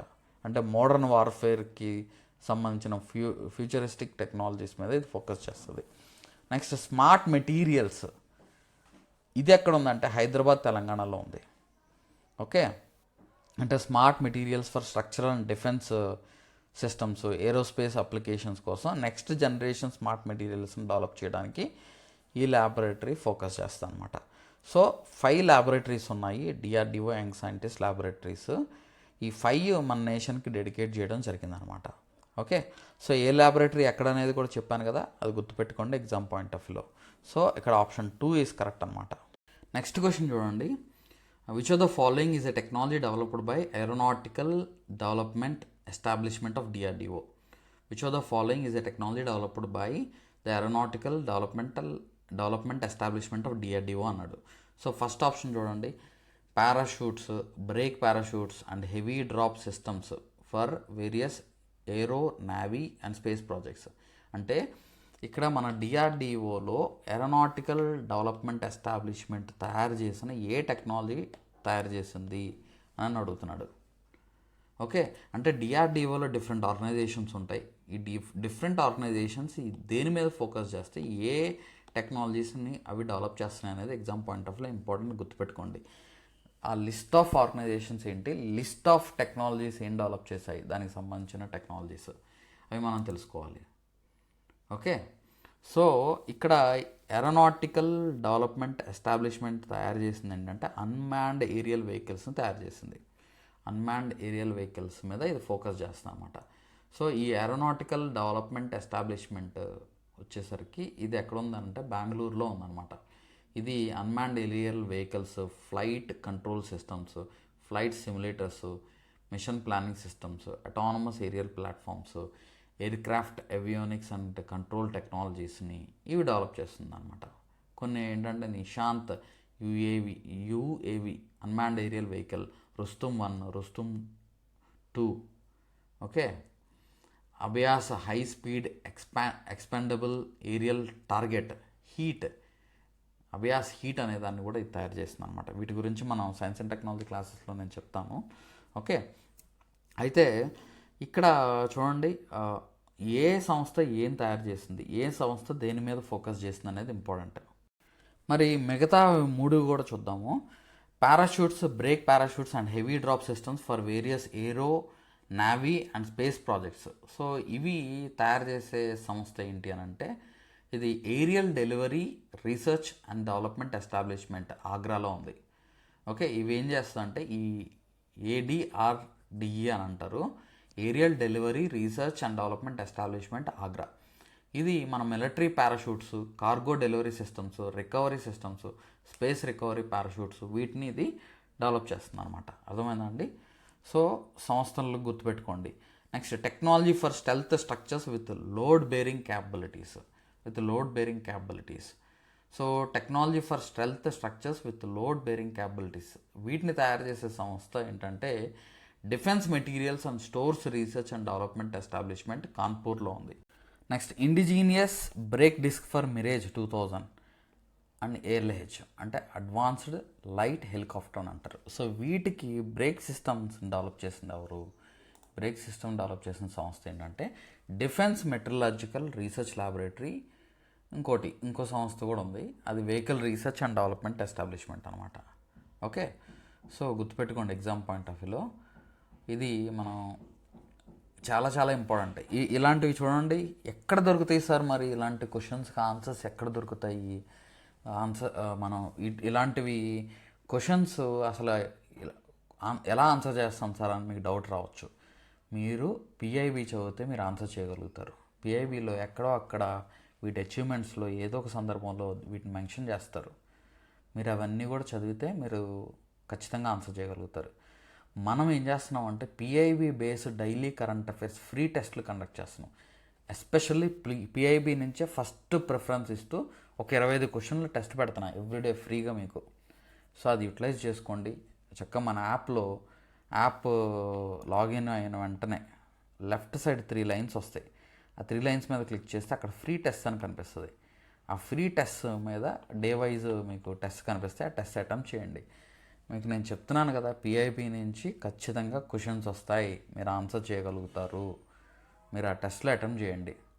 ఓకే, మీరు ఖచ్చితంగా మీరు బెటర్గా స్కోర్ చేస్తారు. మన మెంటార్షిప్లో జాయిన్ అయిన స్టూడెంట్స్కి మనం PIB, Hindu paper, Eenadu paper, next different magazines and new India Samachar వీటన్నిటి నుంచి కూడా కరెంట్ అఫైర్స్ టెస్ట్లు కండక్ట్ చేస్తాం.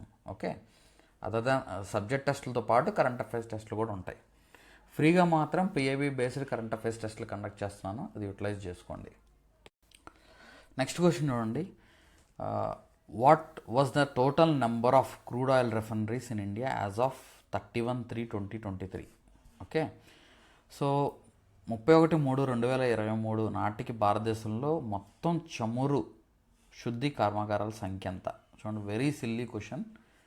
ఒక రకంగా ఆలోచిస్తే, ఇంకో రకంగా ఆలోచిస్తే ఇట్ ఈస్ సీరియస్ క్వశ్చన్ కూడా. ఎందుకనంటే మనం క్రూడ్ ఆయిల్ మీద ఎక్కువ డిపెండ్ అవుతున్నాం. ఎన్ని ఉన్నాయని తెలుసుకోవడం కూడా ఇంపార్టెంటే. Okay, so what was the total number of crude oil refineries? ఇది ఎవరు కూడా ఎక్స్పెక్ట్ చేసి ఉండరు ఇలాంటి క్వశ్చన్ కూడా ఇస్తారనని. Okay, so 23 crude oil refineries ఉన్నాయి మన దేశంలో. 23 క్రూడ్ ఆయిల్ రిఫైనరీస్ ఉన్నాయన్నమాట. Okay, so Digboi refinery in Assam is commissioned in 1901. It is Asia's first and one of the oldest continuously operating oil refineries in the world అనమాట. Digboi refinery in Assam, గుర్తుపెట్టుకోండి. Next Jamnagar refinery గుజరాత్లో, it is operated by Reliance Industries. ఇది world's largest oil refinery complex అనమాట. ప్రపంచంలోని largest oil refinery complex Jamnagar. Okay, so ఇలాంటివి questions మనం expect చేయొచ్చు. Okay, next question చూడండి. What is the primary goal of green energy corridor initiative? Green energy corridor initiative primary goal ఏంటంటున్నాడు. So ఒకటి ఏంటంటే to create intra state transmission systems for renewable energy projects. అంటే మనం renewable energy projects నుంచి మనం ఏదైతే electricity తయారు చేస్తున్నామో ఆ తయారు చేసింది మనం నేషనల్ గ్రిడ్కి కనెక్ట్ చేస్తాం అనమాట. ఓకే, తయారు చేసింది నేషనల్ గ్రిడ్కి కనెక్ట్ చేస్తాం. సో అది మాత్రమే కాకుండా ఇవి డిఫరెంట్ స్టేట్స్లో కూడా అది అక్కడ స్టేట్స్ అవసరానికి ఉపయోగించుకొని అండ్ నేషనల్ గ్రిడ్కి కూడా దాన్ని కనెక్ట్ చేసుకోవడం చేస్తారనమాట. ఓకే, సో దీన్ని ఈ గ్రీన్ ఎనర్జీ కారిడార్ని 3 phases దీన్ని ఇంప్లిమెంట్ చేస్తున్నారు. ఒకటి జీఈసీ ఫేజ్ 1 ఇంట్రా స్టేట్ అని అంటాము. ఇది ఆంధ్రప్రదేశ్, కర్ణాటక, హిమాచల్ ప్రదేశ్, మహారాష్ట్ర, మధ్యప్రదేశ్, రాజస్థాన్, తమిళనాడు, సో ఈ స్టేట్స్ని కనెక్ట్ చేస్తుంది అనమాట. జీఈసీ ఫేజ్ 2 ఇంట్రా స్టేట్ వచ్చేసరికి గుజరాత్, హిమాచల్ ప్రదేశ్, ఓకే, కర్ణాటక, కేరళ, రాజస్థాన్, తమిళనాడు ఇలాగా ఈ ఏరియాస్ మీద టార్గెట్ చేస్తుంది. నెక్స్ట్ లదాఖ్ ఇంటర్స్టేట్ ట్రాన్స్మిషన్ కూడా అప్రూవల్ ఇవ్వడం జరిగింది. ఓకే, లదాఖ్కి. అండ్ జీఈసీ ఫేజ్ 3 and 4 కూడా, 4th ఫేజ్ కూడా ఉంది. ఓకే, సో ఇలాగా మనం ఏంటంటే ఈ ఫేజుల్లో దీన్ని ఇంప్లిమెంట్ చేయాలని చూస్తున్నారు. ఓకే, సో దీని మెయిన్ పర్పస్ ఏంటంటే పునరుత్పాదక ఇంధన ప్రాజెక్టుల కోసం అంతర్రాష్ట్ర ప్రసార వ్యవస్థలను ఏర్పాటు చేయడం అనమాట. Okay, so option 2 is correct. Next question చూడండి. Which of the following is one of the primary objective of PM Kusum scheme? One of the primary objective అంటున్నాడు. అంటే స్కీమ్స్ యొక్క ఉద్దేశం ఏంటి, అది exam point of view important. ఆ scheme ఎప్పుడు launch చేశారు, దాంట్లో ఉన్న కాంపోనెంట్స్ ఏంటి, దాని యొక్క లక్ష్యం ఏంటి, ఇవన్నీ కూడా exam point of view important, గుర్తుపెట్టుకోండి. సో పిఎం కుసుమ్ స్కీమ్ అంటే పిఎం కుసుమ్ అంటే దాని ఫుల్ ఫామ్ ఏంటి అని అంటే ప్రధానమంత్రి కిసాన్ ఊర్జా సురక్ష ఏవం ఉత్తమ్ మహాభియాన్ అనమాట. ప్రధానమంత్రి కిసాన్ ఊర్జా సురక్ష ఏవం ఉత్తమ్ మహాభియాన్ అనమాట. సో ఇది ఈ అబ్రివేషన్ కూడా exam point of view important, అది దాన్ని కూడా అడిగే అవకాశం ఉంటుంది. సో దీని ముఖ్య ఉద్దేశం ఏంటంటే it empowers the farmers to generate solar energy అనమాట. అక్కడ వాళ్ళ బేరన్ ల్యాండ్ అవ్వచ్చు, అగ్రికల్చర్ ల్యాండ్ మీద సోలార్ ప్లాంట్లను కూడా సెటప్ చేసి, అవసరమైతే చిన్న చిన్న సోలార్ ప్లాంట్ సెటప్ చేసి చేసుకునే అవకాశం ఉంటుంది ఈ స్కీమ్ ద్వారా.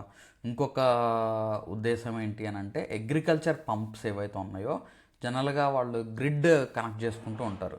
గ్రిడ్ ఉన్న చోట గ్రిడ్ కనెక్ట్ చేసుకుంటారు. గ్రిడ్ లేని చోట ఏం చేసేవాళ్ళు, డీజిల్ వాడేవాళ్ళు. గ్రిడ్ లేని చోట అంటే ఎలక్ట్రిసిటీ లైన్ లేదనుకోండి, డీజిల్ తెచ్చుకునేవాళ్ళు. డీజిల్ తెచ్చుకొని డీజిల్ ద్వారా ఆ పంప్ని రన్ చేసేవాళ్ళు. So to achieve dieselisation of farm sector అనేది కూడా ఒక ఆప్షన్, ఒక ఆబ్జెక్టివ్ అనమాట. అంటే డీజిల్ అవసరం లేకుండా ఆ పంప్కి సోలార్ ప్యానల్ సెటప్ చేస్తారు.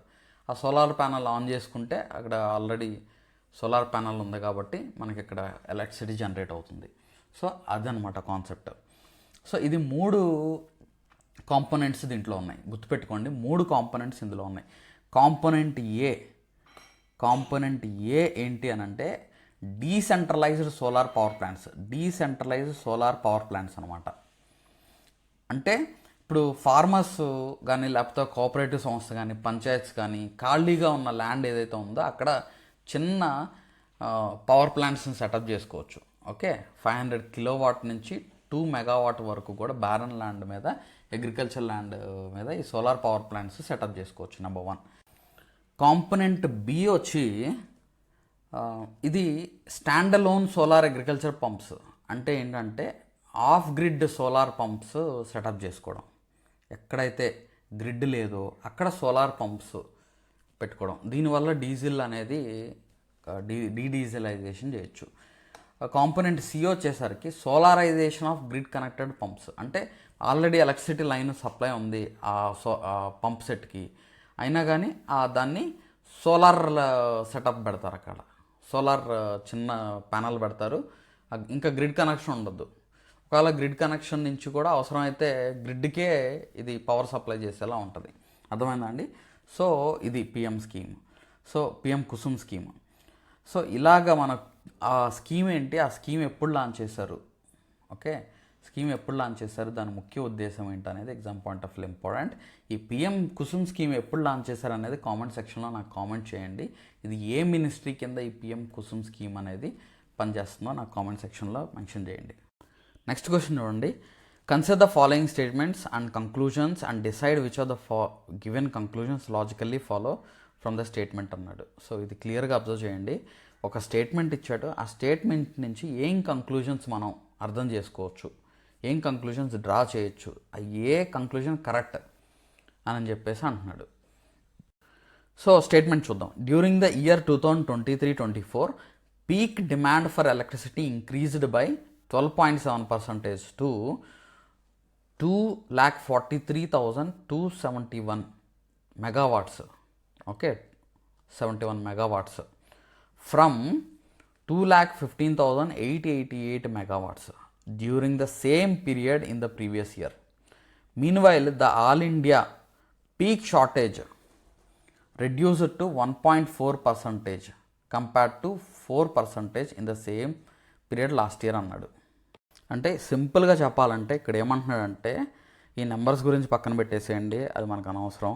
ఇక్కడ జస్ట్ ఈ పర్సంటేజ్ అంటే పీక్ డిమాండ్ ఏమో, ఎలక్ట్రిసిటీ డిమాండ్ ఏమో 12.7%కి రీచ్ అయిందంట ఆ పర్టికులర్ ఇయర్ 2023-24. షార్టేజ్ ఏమో, ఆల్ ఇండియా పీక్ షార్టేజ్ 1.4%కి షార్టేజ్ తగ్గించారంట కంపేర్డ్ టు ప్రీవియస్ ఇయర్ 4%. అర్థమైందా అండి? ఇంతకుముందు అదే పీరియడ్లో గతంలో 4% షార్టేజ్ ఉంటే ఇప్పుడు 1.4% తగ్గించారు. అంటే ఏంటి? ఎలక్ట్రిసిటీ ప్రొడక్షన్ పెంచారని అర్థం. డిమాండ్ ఏమో 12.7% ఉంది. ఆ 12.7%లో ఈ 1.4% మాత్రమే షార్టేజ్ ఉంది. ఇప్పుడు జనరల్గా ఎలక్ట్రిసిటీ షార్టేజ్ ఉంటే ఏం చేస్తారు? ఆ విలేజెస్లో ఎక్కడో ఆఫ్ చేసేస్తారు, ఒక 5 గంటలు 6 గంటలు పవర్ కట్ చేస్తారు. అప్పుడు ఆ షార్టేజ్ అనేది అక్కడ చేస్తుంది. నెక్స్ట్ ఇంకోటి ఏంటంటే ప్రొడక్షన్ పెంచడం, ఆ షార్టేజ్ తగ్గించడం, అలా చేస్తారు. సో ఈ పైన ఇచ్చిన స్టేట్మెంట్ నుంచి మనం ఏం అర్థం చేసుకున్నాం అని అడుగుతున్నాడు. The increase in peak demand has led to significant reduction in all India peak shortage అంటున్నాడు. అది తప్పు కదా. ఇప్పుడు డిమాండ్ పెరిగితే షార్టేజ్ ఎలాగా తగ్గిద్ది? తగ్గదు కదా. డిమాండ్ పెరిగినప్పుడు మనం వాడకం తగ్గించాలి, ప్లస్ ప్రొడక్షన్ పెంచాలి, అప్పుడు షార్టేజ్ అనేది తగ్గిద్ది. అంతేగాని డిమాండ్ పెరిగినప్పుడు పీక్ షార్టేజ్ ఎలా తగ్గిద్ది? తగ్గదు కదా. సో కాబట్టి ఫస్ట్ కంక్లూజన్ అనేది తప్పు. సెకండ్ కంక్లూజన్ చూడండి. Despite increase in peak demand the all India peak shortage has effectively reduced అంటున్నాడు. సెకండ్ స్టేట్మెంట్ కరెక్టే కదా. అంటే గరిష్ట డిమాండ్ పెరిగినప్పటికీ ఆల్ ఇండియా గరిష్ట కొరత సమర్థవంతంగా తగ్గించబడింది. So second conclusion is correct. Only second conclusion follows is correct answer. అంటే మనం డిమాండ్ పెరిగినా మనం షార్టేజ్ అనేది తగ్గించగలిగాం. ఎలా తగ్గిస్తారు? ప్రొడక్షన్ పెంచడం వల్ల తగ్గిస్తారు, వాడకం తగ్గించడం వల్ల తగ్గిస్తారు. అర్థమైందా? Next, match the following types of renewable energy with their installed capacity in India as of August 2024. Okay, so type of renewable energy ఏంటి? Wind power, solar power, biomass, cogeneration, biomass నుంచి.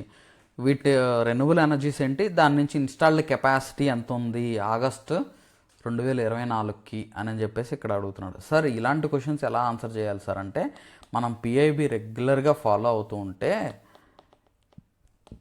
మీరు ఆన్సర్ చేయగలుగుతారు. For example, ఒక minister ఏదైనా మీటింగ్లో ఉన్నారనుకోండి, renewable energy minister మీటింగ్లో participate చేస్తున్నారు. అప్పుడు ఆయన చెప్తారు, ఆయన మినిస్ట్రీకి సంబంధించింది పోడుకోవాలి కదా, మేము ఈసారి ఇంత ఇన్స్టాల్ కెపాసిటీ అచీవ్ చేసాము, మేము టార్గెట్ పెట్టుకున్నాము, ఇంకా ఇన్స్టాల్ కెపాసిటీ ఇంత పెంచాలనుకుంటున్నాము అని చెప్పేసి చెప్తారు కదా. దాన్ని పిఐబిలో పెడతారు. ఆ పిఐబిలో వచ్చిన ఇన్ఫర్మేషన్ న్యూస్ పేపర్లో వేస్తారు. సో పిఐబి రెగ్యులర్గా ఫాలో అవ్వండి. అండ్ ఇంకోటి ఏంటంటే, మన మెంటార్షిప్ స్టూడెంట్స్కి ఇక్కడ I'm going to give a gift అని చెప్పచ్చు. అదేంటంటే, పిఐబికి సంబంధించిన ఎగ్జామ్స్ నేను కండక్ట్ చేయబోతున్నాను. స్పెషల్లీ సైన్స్ అండ్ టెక్నాలజీ, ఎకానమీకి, ఎన్విరాన్మెంట్కి సపరేట్గా పిఐబి టెస్ట్లు. మనం ఇంతకుముందు మెయిన్స్ ఎగ్జామ్కి ముందు పిఐబి ఇయర్ రౌండ్ పిఐబి టెస్ట్లు కండక్ట్ చేసాం.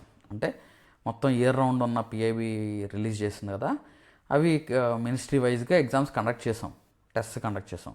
ఇప్పుడు అలా కాదు. ఇప్పుడు ఏం చేస్తానంటే, మీకు పిఐబికి సంబంధించి ఆ పర్టికులర్ సబ్జెక్టుకి సంబంధించి గత 3-4 సంవత్సరాలుగా ఉన్న టాపిక్స్ ఏవైతే ఉన్నాయో వాటన్నిటి మీద నేను టెస్ట్ కండక్ట్ చేస్తాను. అంటే ఇక్కడ మనం ఆ క్వశ్చన్స్ ద్వారా మీరు నేర్చుకుంటారనమాట. ఓకే, క్వశ్చన్స్ ద్వారా మీరు నేర్చుకుంటారు. మనం యాక్చువల్గా మన కరెంట్ అఫైర్స్ ప్రోగ్రాంలో ఈ పిఐబి ఇవన్నీ కవర్ చేస్తాం. టెస్ట్ ద్వారా ఇంకా ఎక్కువ మనం తెలుసుకోవడానికి అవకాశం ఉంటుంది. ఇలాంటి క్వశ్చన్స్ మీరు ఆన్సర్ చేయడానికి ఇప్పుడు పైనుంచి మనం చాలా వరకు పిఐబి బేస్డ్ క్వశ్చన్స్ చూసాం. సో ఆ క్వశ్చన్స్ అన్నీ మీరు ఆన్సర్ చేయడానికి అవకాశం ఉంటుంది. మిగతా వాళ్ళతో పోల్చుకుంటే మీరు ముందుండడానికి అవకాశం ఉంటుంది. So past 3 to 4 years PIB సంబంధించిన అన్నీ కూడా ఆ సబ్జెక్ట్ వైజ్ సంబంధించిన ఎగ్జామ్స్ అనేవి మీకు యాడ్ చేస్తాను నేను. అది మన మెంటర్షిప్ స్టూడెంట్స్కి అయితే నేను I'm going to gift this, okay అని చెప్పొచ్చు. ఓకే, నెక్స్ట్ చూడండి, match the following types of renewable energy with their installed capacity in August అని అంటున్నాడు. So wind power installed capacity it matches to that of 47.19 gigawatts, 47.19 gigawatts. And solar power వచ్చేసరికి 89.43 gigawatts. And ఇక్కడ biomass వచ్చేసరికి 10.35 gigawatts. ఇది simple లాజిక్తో ఆలోచించి కూడా మీరు answer చేసేయచ్చు. ఎందుకంటే మనం సోలార్ మీద ఎక్కువ ఇన్వెస్ట్ చేసాము, సోలార్ ఎక్కువ ఎనర్జీ అయితే మనం ప్రొడ్యూస్ చేస్తున్నాము. బయోమాస్ అనేది తక్కువ ఉంది, బయోమాస్ ద్వారా తక్కువ ఎనర్జీ ప్రొడ్యూస్ చేస్తున్నాము. సో ఈజీగా మీరు ఆన్సర్ చేసేయచ్చు. సోలార్ తర్వాత విండ్ ఎనర్జీ కెపాసిటీ కాబట్టి విండ్ మీరు అర్థం చేసుకొని మీరు నెక్స్ట్ క్వశ్చన్ చూడండి. సేమ్ పైన ఇచ్చిన క్వశ్చన్ లాంటి క్వశ్చనే మళ్ళీ. As of August 2024 data match the following renewable energy sources with their installed capacity in India. Types of renewable energy, small hydro power, waste to energy, large hydro అని అన్నాడు. So small hydro power ఎంత generate చేస్తుంది and waste energy ఎంత, large hydro ఎంత అని అన్నాడు. So very easy. ఇందులో waste energy అనేది మనం తక్కువ ఉత్పత్తి చేస్తున్నాం. సో సెకండ్ చూడండి, సెకండ్ దేనికి మ్యాచప్ చేయొచ్చు తక్కువ అని అంటే 0.60 గిగావాట్స్కి మ్యాచప్ చేయొచ్చు. సో అంటే 2 తీసుకెళ్ళి మనం దేనికి మ్యాచప్ చేయొచ్చు, సెకండ్ ఆప్షన్ తీసుకెళ్ళి బీకి మ్యాచప్ చేయొచ్చు. సో అది ఎక్కడ ఉంది, 2B. So option C, option 3 is correct ఇక్కడ. ఓకే, సో 1 వచ్చి సికి మ్యాచప్ చేయాలి, ఎందుకంటే స్మాల్ హైడ్రో పవర్ కదా తక్కువ ఉంటుంది. లార్జ్ హైడ్రో పవర్స్ ద్వారా మనం ఎక్కువ ఎనర్జీ ఉత్పత్తి చేస్తున్నాం. సో ఆప్షన్ 3 ఈజ్ కరెక్ట్ అనమాట, గుర్తుపెట్టుకోండి. ఓకే, నెక్స్ట్ క్వశ్చన్ చూడండి. What does the waste to energy programme focus on? Waste to energy programme దేని మీద ఫోకస్ చేస్తుంది? ఓకే, వ్యర్థాల నుంచి విద్యుత్ శక్తిని ఉత్పత్తి చేసే కార్యక్రమం దేనిపై దృష్టి పెడుతుంది అన్నాడు. సో ఇది కూడా ఈజీగా మీరు ఆన్సర్ చేయగలుగుతారు. ఒకటి, జనరేటింగ్ ఎనర్జీ ఫ్రమ్ ఫోజల్ ఫ్యూయల్సా? No, wrong. Generating energy from fossil fuels కాదు. నెక్స్ట్ చూడండి, producing energy from urban industrial and agriculture waste residues.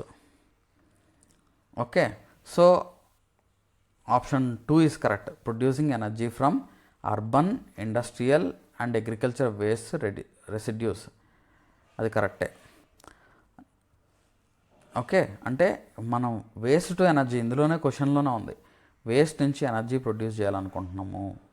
So option 2 is correct. పట్టణ పారిశ్రామిక వ్యవసాయ వ్యర్థాల అవశేషాల నుండి విద్యుత్తుని ఉత్పత్తి చేయడం అన్నమాట. నెక్స్ట్ క్వశ్చన్ చూడండి. As of 1/4/2023 what were the estimated reserves of crude oil in India? So ఇది కూడా ఇంపార్టెంట్, ఎందుకంటే మనం ఇరాన్ వార్ సందర్భంగా క్రూడ్ ఆయిల్ క్రైసిస్ అనేది ప్రపంచ దేశాలన్నీ ఫేస్ చేశాయి. అదేవిధంగా మన ఇండియా కూడా ఫేస్ చేసింది. సో అప్పుడు ఆ సందర్భంలో వీటి గురించి బాగా డిస్కషన్ వచ్చింది. ఓకే, కాబట్టి ఇది కూడా exam point of view important. Next ఇక్కడ అడిగిన క్వశ్చన్ ఏంటి, as of 1/4/2023 what were the estimated reserves of crude oil in India అని అడిగాడు. సో ఇది వచ్చేసరికి 651.77 million metric tons of reserves ఉన్నాయి. సో యాజ్ ఆఫ్ 2024 మనకున్న అవైలబుల్ డేటా ప్రకారం అయితే April 1, 2024 ప్రకారం అయితే మన ఇండియాలో 671 నుంచి 672 million metric tons of crude oil reserves అయితే ఉన్నాయన్నమాట.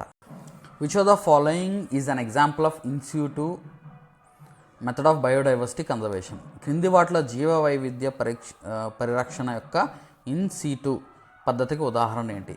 ఇన్సిట్యూ అంటే ఏంటంటే ఎక్కడైతే ప్లాంట్ కానీ యానిమల్ కానీ ఉందో అక్కడే దాన్ని పరిరక్షించుకోవడం అనమాట. అంటే ఫర్ ఎగ్జాంపుల్ ఈ ఫారెస్ట్ ఉంది, ఆ ఫారెస్ట్లో ఆ యానిమల్ కానీ ఆ మొక్కలు కానీ అక్కడ డెవలప్ అవుతున్నాయి అనుకోండి, అక్కడే వాటిని మనం ఆ ఏరియాని సంరక్షించుకోవడం అనమాట. ఫర్ ఎగ్జాంపుల్ జూ ఉంది అనుకోండి, జూని ఏం చేస్తాం, ఎక్కడో ఒక యానిమల్ ఉంటే ఆ యానిమల్ తీసుకొచ్చి జూలో పెడతాం. అంటే ఒక చోట అది పుడితే ఇంకో చోట తీసుకొచ్చి పెడతాం అనమాట. అది ఎక్సిట్యూ కన్జర్వేషన్ అంటారు. ఇన్సిట్యూ అంటే ఏంటంటే అక్కడే ఎక్కడైతే అది పుట్టిందో అక్కడే వాటిని కన్జర్వ్ చేయడం. సార్ మరి యానిమల్స్ జూలోనే పుట్టాయి కదా, అది కాదు, న్యాచురల్గా ఎక్కడైతే అవి డెవలప్ అయ్యాయో అక్కడే వాటిని ప్రొటెక్ట్ చేసుకునే దాన్ని మనం institute method of biodiversity conservation అంటారు. ఇక్కడ బయో రిజర్వ్స్ జీవావరణ సంరక్షణ కేంద్రాలని ఇన్స్టిట్యూట్ మెథడ్ ఆఫ్ బయోడైవర్సిటీ కన్జర్వేషన్కి ఎగ్జాంపుల్ అనమాట. నెక్స్ట్ క్వశ్చన్ చూడండి, how many targets for set under Aichi biodiversity targets to protect the world biodiversity, promote sustainability and protect ecosystem అని అంటున్నాడు. సో ఈ ఐచి బయోడైవర్సిటీ టార్గెట్స్ ఇక్కడ తెలుగులో కూడా చూద్దాం.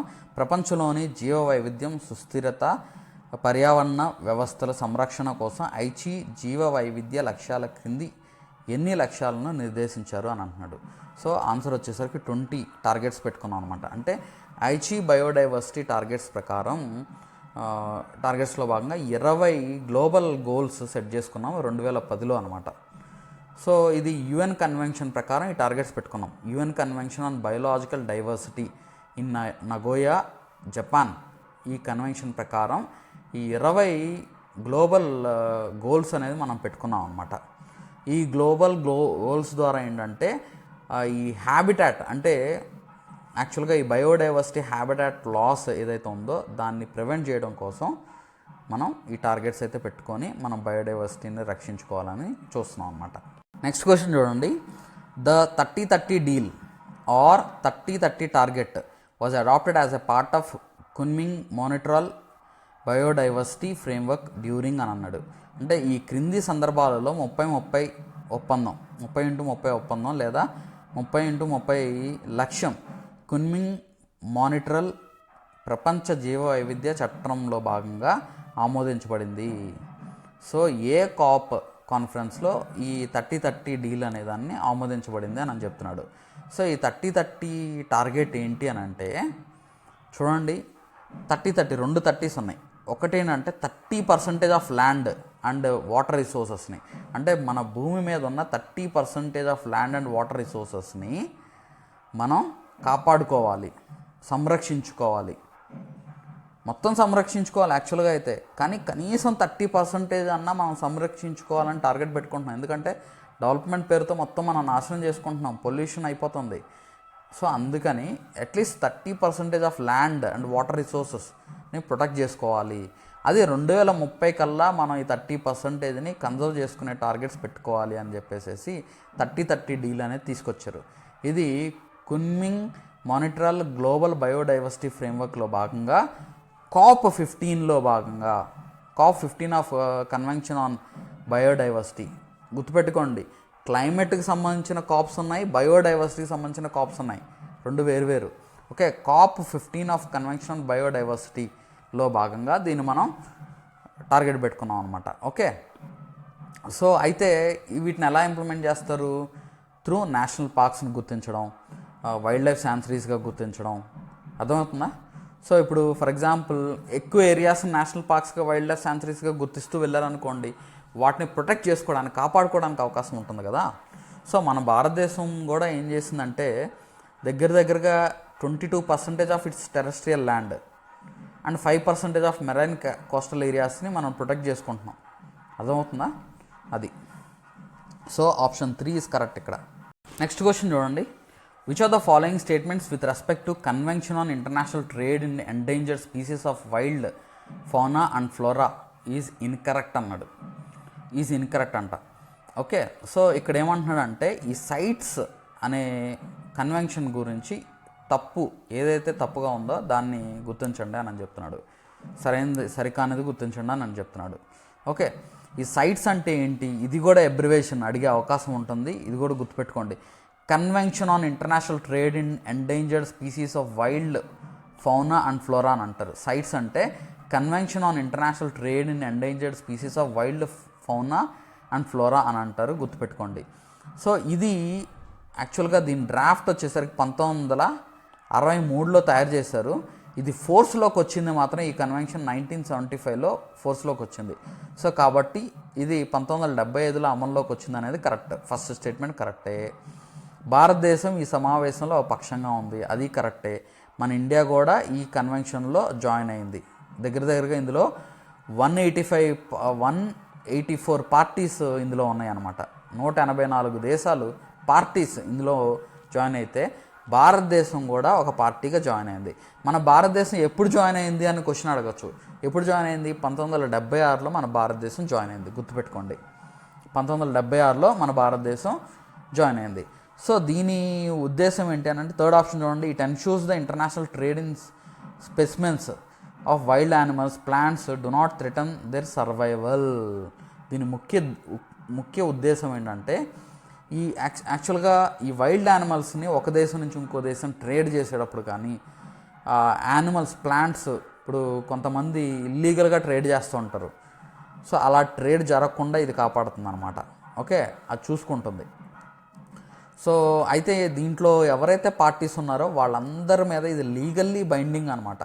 అంటే చట్టపరంగా ఈ పార్టీలందరూ ఈ సైట్స్కి కట్టుబడి ఉండాలి. సైట్స్లో మెంబర్గా ఉంటూ మేము ఈ కన్వెన్షన్ మేము పాటించడానికి లేదు. అర్థమైందా? ఆ దేశం ఏం చేయాలంటే సొంత చట్టాలు చేసుకోవాలి. ఓకే, ఆ దేశం సొంత చట్టాలు చేసుకోవాలి. మనం ఈ సైట్స్కి ముందే చట్టం చేసాం. India's wildlife protection act చేసాం 1972. అర్థమైందా అండి? 1972లో మనం India's wildlife protection act చేసుకున్నాం. సో అయితే ఇక్కడ ఫోర్త్ ఆప్షన్ ఏమి ఇచ్చాడు? Sites is not legally binding on parties అన్నాడు. అది తప్పు. సో ఈ సైట్స్లో 3 అపెండిసెస్ ఉంటాయి. అంటే వాటిని ఏ విధంగా ప్రొటెక్ట్ చేయాలి, ఆ యానిమల్స్ని ఏ విధంగా ప్రొటెక్ట్ చేయాలి, ఏవి థ్రెటన్డ్ కేటగిరీస్ అంటే ఎక్స్టెంట్ అయిపోయే అవకాశం ఉంది, పోయినవి ఏంటి, అంతరించిపోయే జాతులు ఏంటి, అది అపెండిక్స్ 1లో పెట్టారనమాట. అంతరించిపోయినవి, అంతరించిపోయేవి, ముందు అంతరించిపోయేవి. ఓకే, సో అటువంటి వాటిని పూర్తిగా ప్రొహిబిట్ చేయడం జరిగిందనమాట. ఫర్ ఎగ్జాంపుల్ టైగర్ అవ్వచ్చు, స్నో లెపర్డ్, ఏసియాటిక్ లయన్, ఇవి అంతరించిపోయే జాతుల్లో ఉన్నాయి.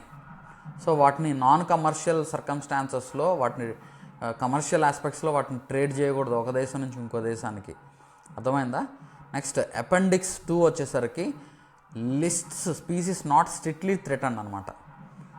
Okay, with extension act. Okay, అయితే ఈ ఇంకా థ్రెటన్ అయ్యే సిచ్యువేషన్లో లేవు, బట్ థ్రెటన్ అయ్యే అవకాశం ఉంది అని వాటిని. For example Indian star tortoise example అనమాట. సో వాటిని కూడా కంట్రోల్ చేస్తారు ట్రేడింగ్లో. నెక్స్ట్ అపెండిక్స్ 3 అనమాట, includes species protected in at least 1 country. అవి సైట్స్ అపెండిక్స్ 3లో పెట్టడం జరిగింది. సో ఇది మనకి ఎగ్జామ్ పాయింట్ ఆఫ్లో ఏ యానిమల్ ఏ లిస్ట్లో ఉంది అనేది కూడా ఎగ్జామ్ పాయింట్ ఆఫ్లో ఇంపార్టెంట్. అది ఇంకా మనం చూద్దాం. ఓకే, సో ఇక్కడతో మనం ఒక 25 క్వశ్చన్స్ అయితే మనం చెప్పుకున్నాము, కంప్లీట్ చేసుకున్నాం ఈ పేపర్లో. మళ్ళీ నెక్స్ట్ 25 క్వశ్చన్స్ నెక్స్ట్ క్లాస్లో నేను చెప్తాను. ఇది చూడండి, ఈ ప్రీవియస్ ఇయర్ పేపర్స్ అన్నీ కూడా ఎక్స్ప్లెనేషన్ మన యాప్లో, మన యూట్యూబ్ ఛానల్లో వీటన్నిటిని మనం అప్లోడ్ చేస్తున్నాం. ప్రీవియస్ పేపర్స్ ఎక్స్ప్లెనేషన్, గ్రూప్ 2కి previous year papers explanation videos చేశాను. మీరు ఒకసారి బ్యాక్ వెళ్తే list of videos, science and technology complete చేశాను, ఇండియన్ ఎకానమీ 2 వీడియోస్ చేశాను. ఓకే, అదే ఇండియన్ జాగ్రఫీ ఎక్స్ప్లెయిన్ చేశాను ప్రీవియస్ ఇయర్ పేపర్స్. ఒకసారి మీరు చూస్తే మీకు అర్థమవుతుంది. అండ్ ఇంకా మోర్ సచ్ వీడియోస్ మీ ముందుకు నేను తీసుకొస్తాను. కాబట్టి మన ఛానల్ని అయితే ఫాలో అవ్వండి. అండ్ మన మెంటార్షిప్ స్టూడెంట్స్కి మాత్రం I'm going to add this స్పెసిఫిక్గా పిఐబి టెస్ట్లు. ఎందుకు స్పెసిఫిక్గా పిఐబి టెస్ట్లు అంటే, క్వశ్చన్ పేపర్ చూస్తుంటేనే మీకు అర్థమైపోతుంది. పిఐబి బేస్డ్ క్వశ్చన్స్ మనకి చాలా పడుతున్నాయి స్పెసిఫిక్గా. అదర్ దాన్ మిగతా సబ్జెక్ట్స్ టెస్ట్లు కండక్ట్ చేస్తూనే పిఐబి టెస్ట్లు అదనంగా మీకు యాడ్ చేస్తాను. పిఐబి సెక్షన్ అదనంగా యాడ్ చేసి మరి మీకు ఎగ్జామ్స్ కండక్ట్ చేస్తాం. అర్థమైందా అండి? మనం పాస్ట్ పిఐబిస్ కూడా మనం కండక్ట్ చేసుకుందాం. చెప్పలేము ఏ పుట్లో ఏ పాము ఉందో, ఏ క్వశ్చన్ మీకు ఎగ్జామ్లో వస్తుందో తెలియదు. మనం క్వశ్చన్ పేపర్ చూస్తుంటే మీకు అర్థమవుతుంది, ఎప్పుడుదో ఇచ్చారు. ఓకే, సో కాబట్టి యూటిలైజ్ చేసుకోండి. మన మెంటార్షిప్ ప్రోగ్రామ్ అయితే ఈ రోజు నుంచి కొత్త బ్యాచ్ అయితే స్టార్ట్ అవుతుంది. మీ ఇంట్రెస్టెడ్ స్టూడెంట్స్ ఎవరైనా అయితే ఈ మెంటార్షిప్ ప్రోగ్రాంలో ఫాలో అవ్వండి, ఎగ్జామ్స్ రాయండి. నేను చెప్తున్నాను కదా, మీరు సక్సెస్ అవుతానా లేదా అనే డైలమా తీసేయండి. ప్రతిరోజు ఎగ్జామ్ రాయండి, కనీసం 50 క్వశ్చన్లు సాల్వ్ చేయండి ప్రతిరోజు. ఆటోమేటిక్గా సక్సెస్ మిమ్మల్ని వెతుక్కుంటూ వస్తుంది. అది మంచి స్టాండర్డ్ క్వశ్చన్స్ రాయండి, ఏది పడితే అది కాదు. ఇప్పుడు మనకు మార్కెట్లో బుక్ దొరికింది, అందులో 50 క్వశ్చన్లు నేను సాల్వ్ చేస్తాను అనుకుంటే కాదు. స్టాండర్డ్ క్వశ్చన్స్, మిమ్మల్ని ఆలోచింపజేసే క్వశ్చన్స్ అయి ఉండాలి. స్టాండర్డ్ అంటే ఏంటి అంటే థాట్ఫుల్ క్వశ్చన్స్. ఓకే, సో అలాంటి క్వశ్చన్స్ మన ఎగ్జామ్ కండక్ట్ చేస్తున్నాము, యూటిలైజ్ చేసుకోండి. అన్లిమిటెడ్ టెస్ట్లు అయితే నేను ఇస్తాను. ఆల్రెడీ మనకు కొన్ని ఫస్ట్ 5 బ్యాచెస్కి మనం we're about to start second revision. First బ్యాచ్కి అయితే ఇది సెకండ్ రివిజన్లో ఉన్నాం ఆల్రెడీ, అండ్ ఫస్ట్ 5 బ్యాచెస్కి సెకండ్ రివిజన్ కూడా మనం స్టార్ట్ చేయబోతున్నాం వెరీ షార్ట్లీ. సో కాబట్టి యూటిలైజ్ చేసుకోండి. Thank you so much.